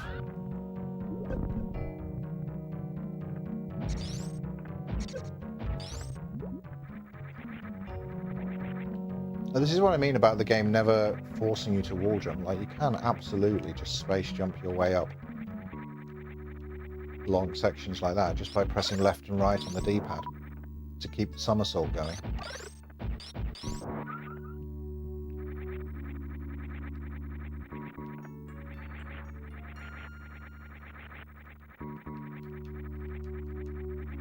You just space jump up to here without needing to use the wall jump at all. And that's how I beat the game the first time I did it. That's what I chose to do. I got good at space jump instead of the wall jump. And I had a lot more patience for taking the long way around.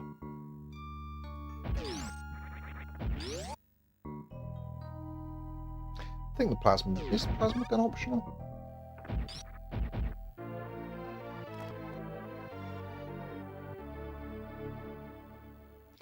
Yeah, especially at this point, once you've got the plasma beam, you've got, like, stupid powerful gun, you can fly, you've got...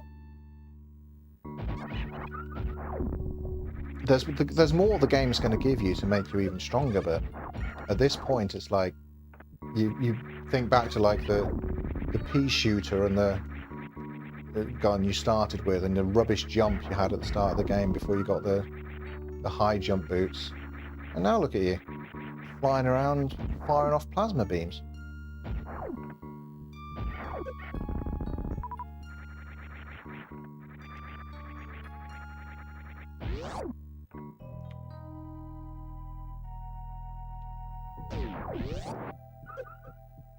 Left one behind apparently.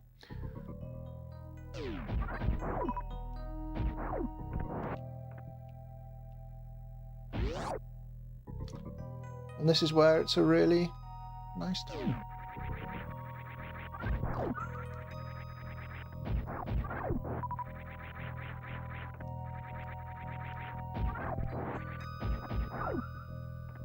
Where Samus is an absolute badass.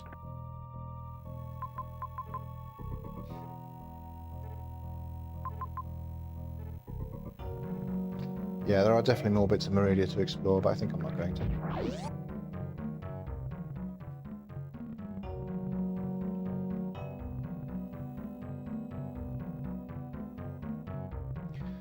This also obviously pretty much, not literally, but pretty much obsoletes the grapple beam. There's very little now that the grapple beam can do that the space jump can't do. And these rooms are actually bearable now.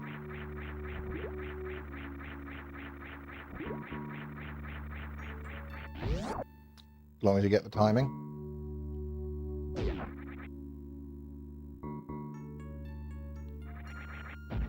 Whee! Okay, we can't actually head back this way. I just enjoyed doing that jump.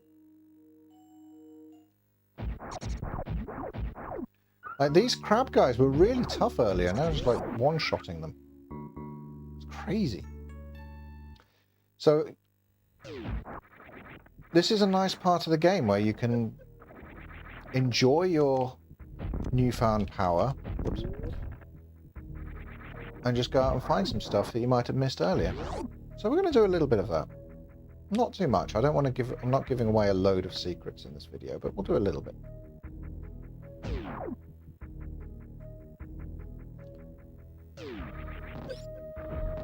Oops.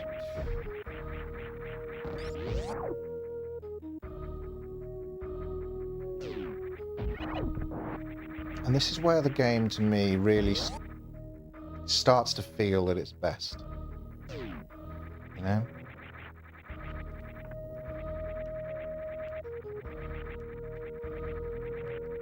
Like, all of this. Like, okay, the timing's tricky, but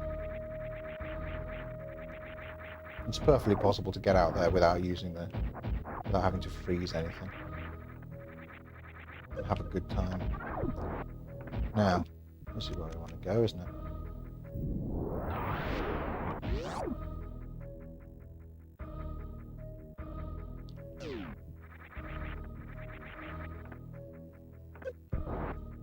I'm going to switch back to the freeze for this, the ice beam, because these guys are lights, and if you break them, it goes dark.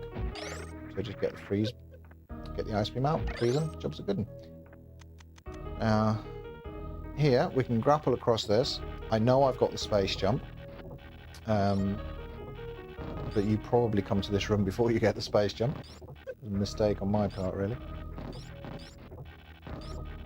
Also, it's kind of easier to get across with the grapple beam because it's just a continuous like thing.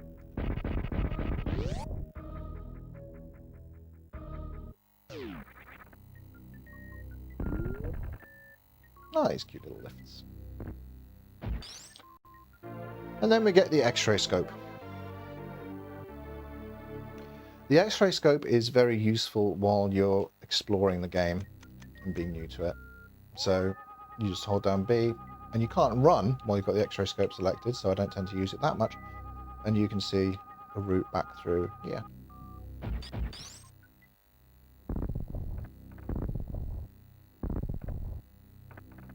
I completely forgot while doing that I've got the spring ball. I can just jump.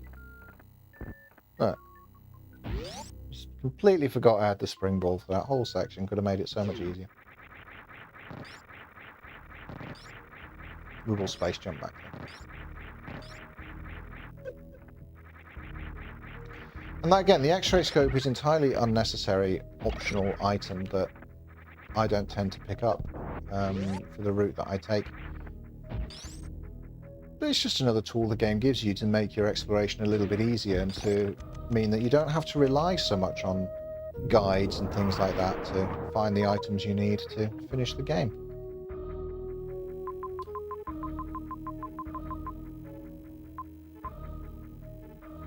Yeah, I'm actually going to go back a little bit and get some more stuff. Speaking of.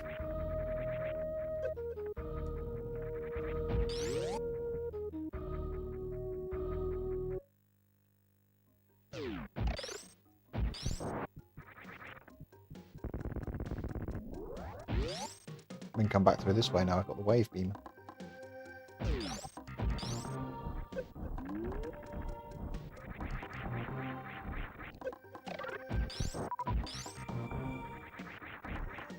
These are all enemies that will have caused some difficulty early in the game and now just do not.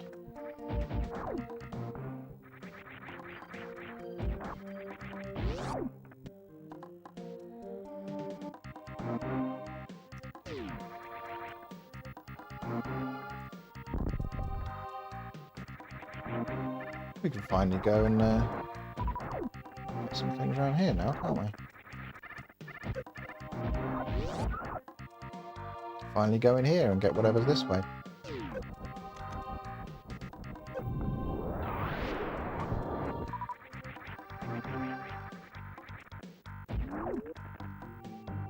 Oh, I've got the grappling hook and the wave beam.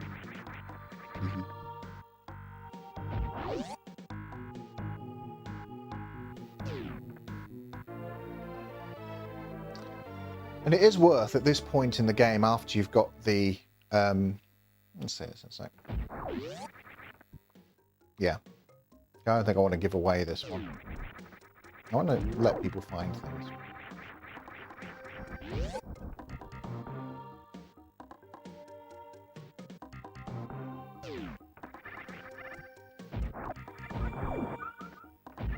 And now I'm all powered up. I'm back quite near the start of the game. Well, what's going on with that? At this point, it's a really good time to, now you've got your space jump, to go back through and see what you can find. And try and pick up a few goodies to make the last section of the game a little bit easier.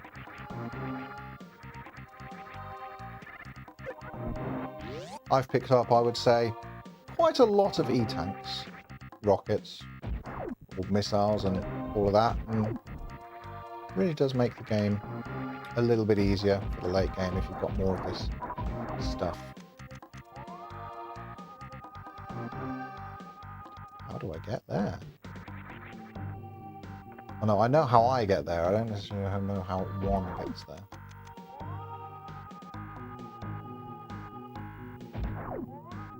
That's one that means that it falls apart when you land on it, right? So there's another way into there that I'm forgetting.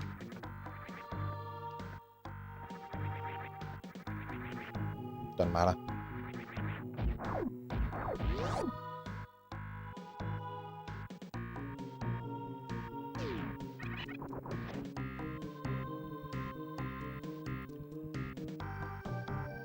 No. I'm going to start running from quite a specific point here to not, like, fall through the floor. Maybe here? Yep. Ah, so cool.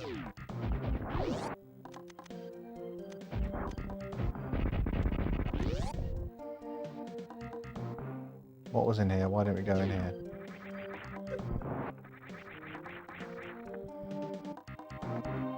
Oh, I don't remember. We could actually absolutely have gone in here. Oh, we don't need it. Just a missile recharge station. That's why we didn't go down here. It's cool. Like I say, I've played this game enough times that I've got my own route through the game that I prefer, and deviating from it and trying to explore again is still good fun.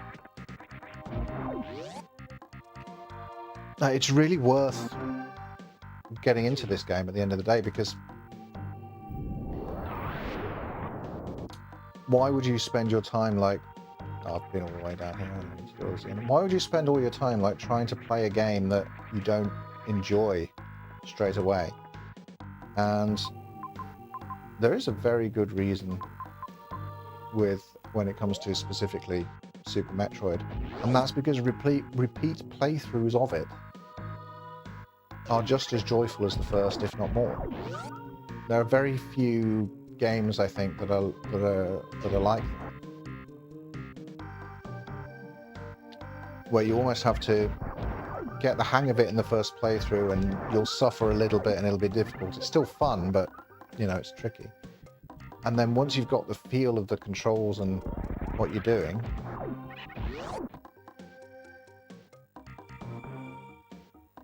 and you can explore more, you can find your own preferred route through the game, it just starts to feel really good. Now, I do want to get through that door.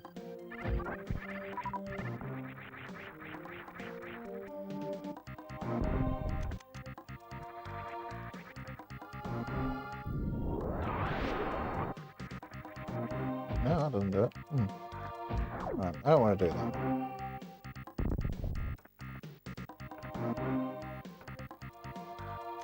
So why do I want to play a game that I don't enjoy? well, so you can play it again.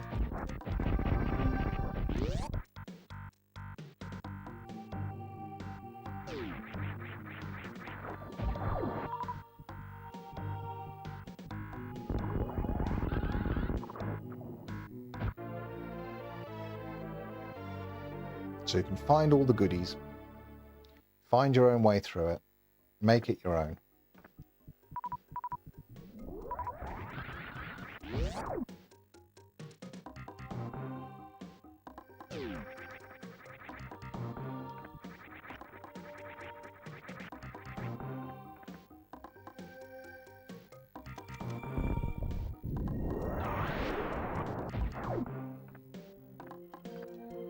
And with that, now we've powered up a little bit, it's time to head for the end game.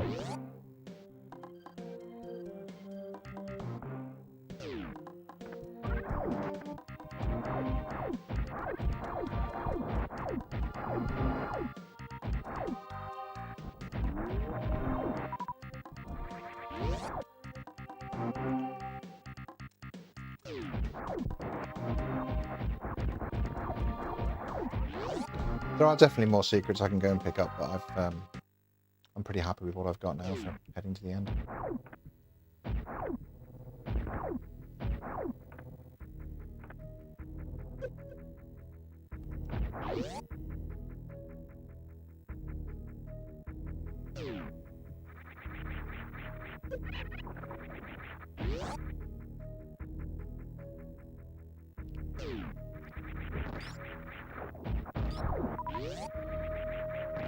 And I'm not telling you everything about this game. It's deliberate. There's plenty that I'm holding back. Not just about where to find things, but I haven't told you all the movement techniques.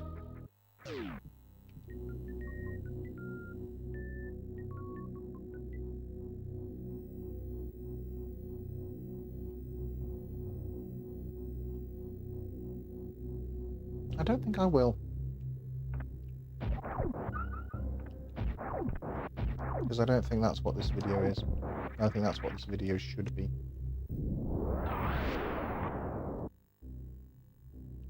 I don't want to overwhelm you. I don't want to overwhelm you with information. I want to give you what you need to have what I think you need, to have a really good time with the game. And come out of it with just enough curiosity that you want to try it again.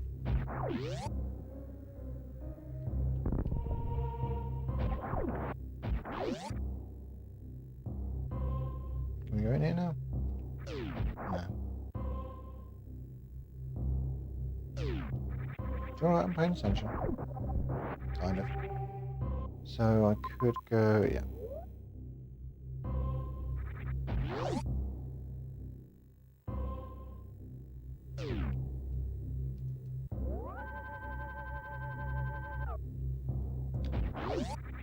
We've beaten three of the four of those bosses.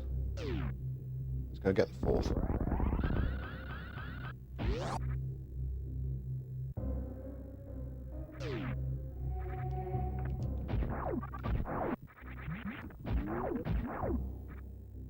Can't remember if it's this way or not, to be honest. Probably isn't.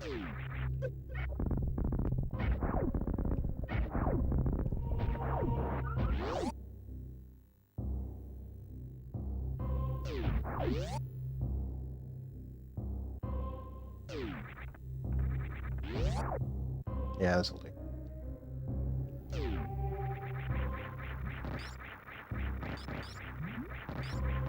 I still have to concentrate on the timing for the space jump thing. After all these years.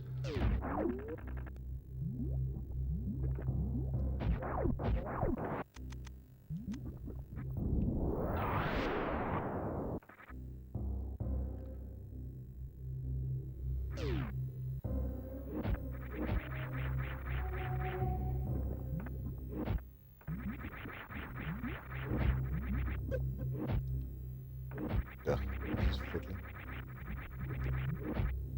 What's amazing about that is that you can totally get up there without the space jump if you're really good. I'm not. I'm fine with that.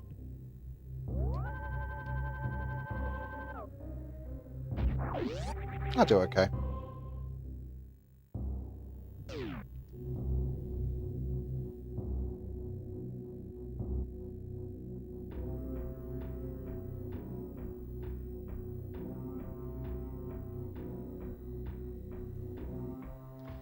Well, isn't that fun?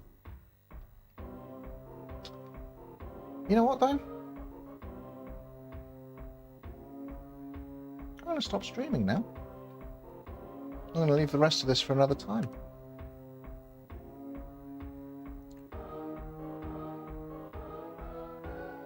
Thanks for hanging around for the stream. Thanks for joining me on the Retro Sofa. I've been here for 3.5 hours, and that will do for now.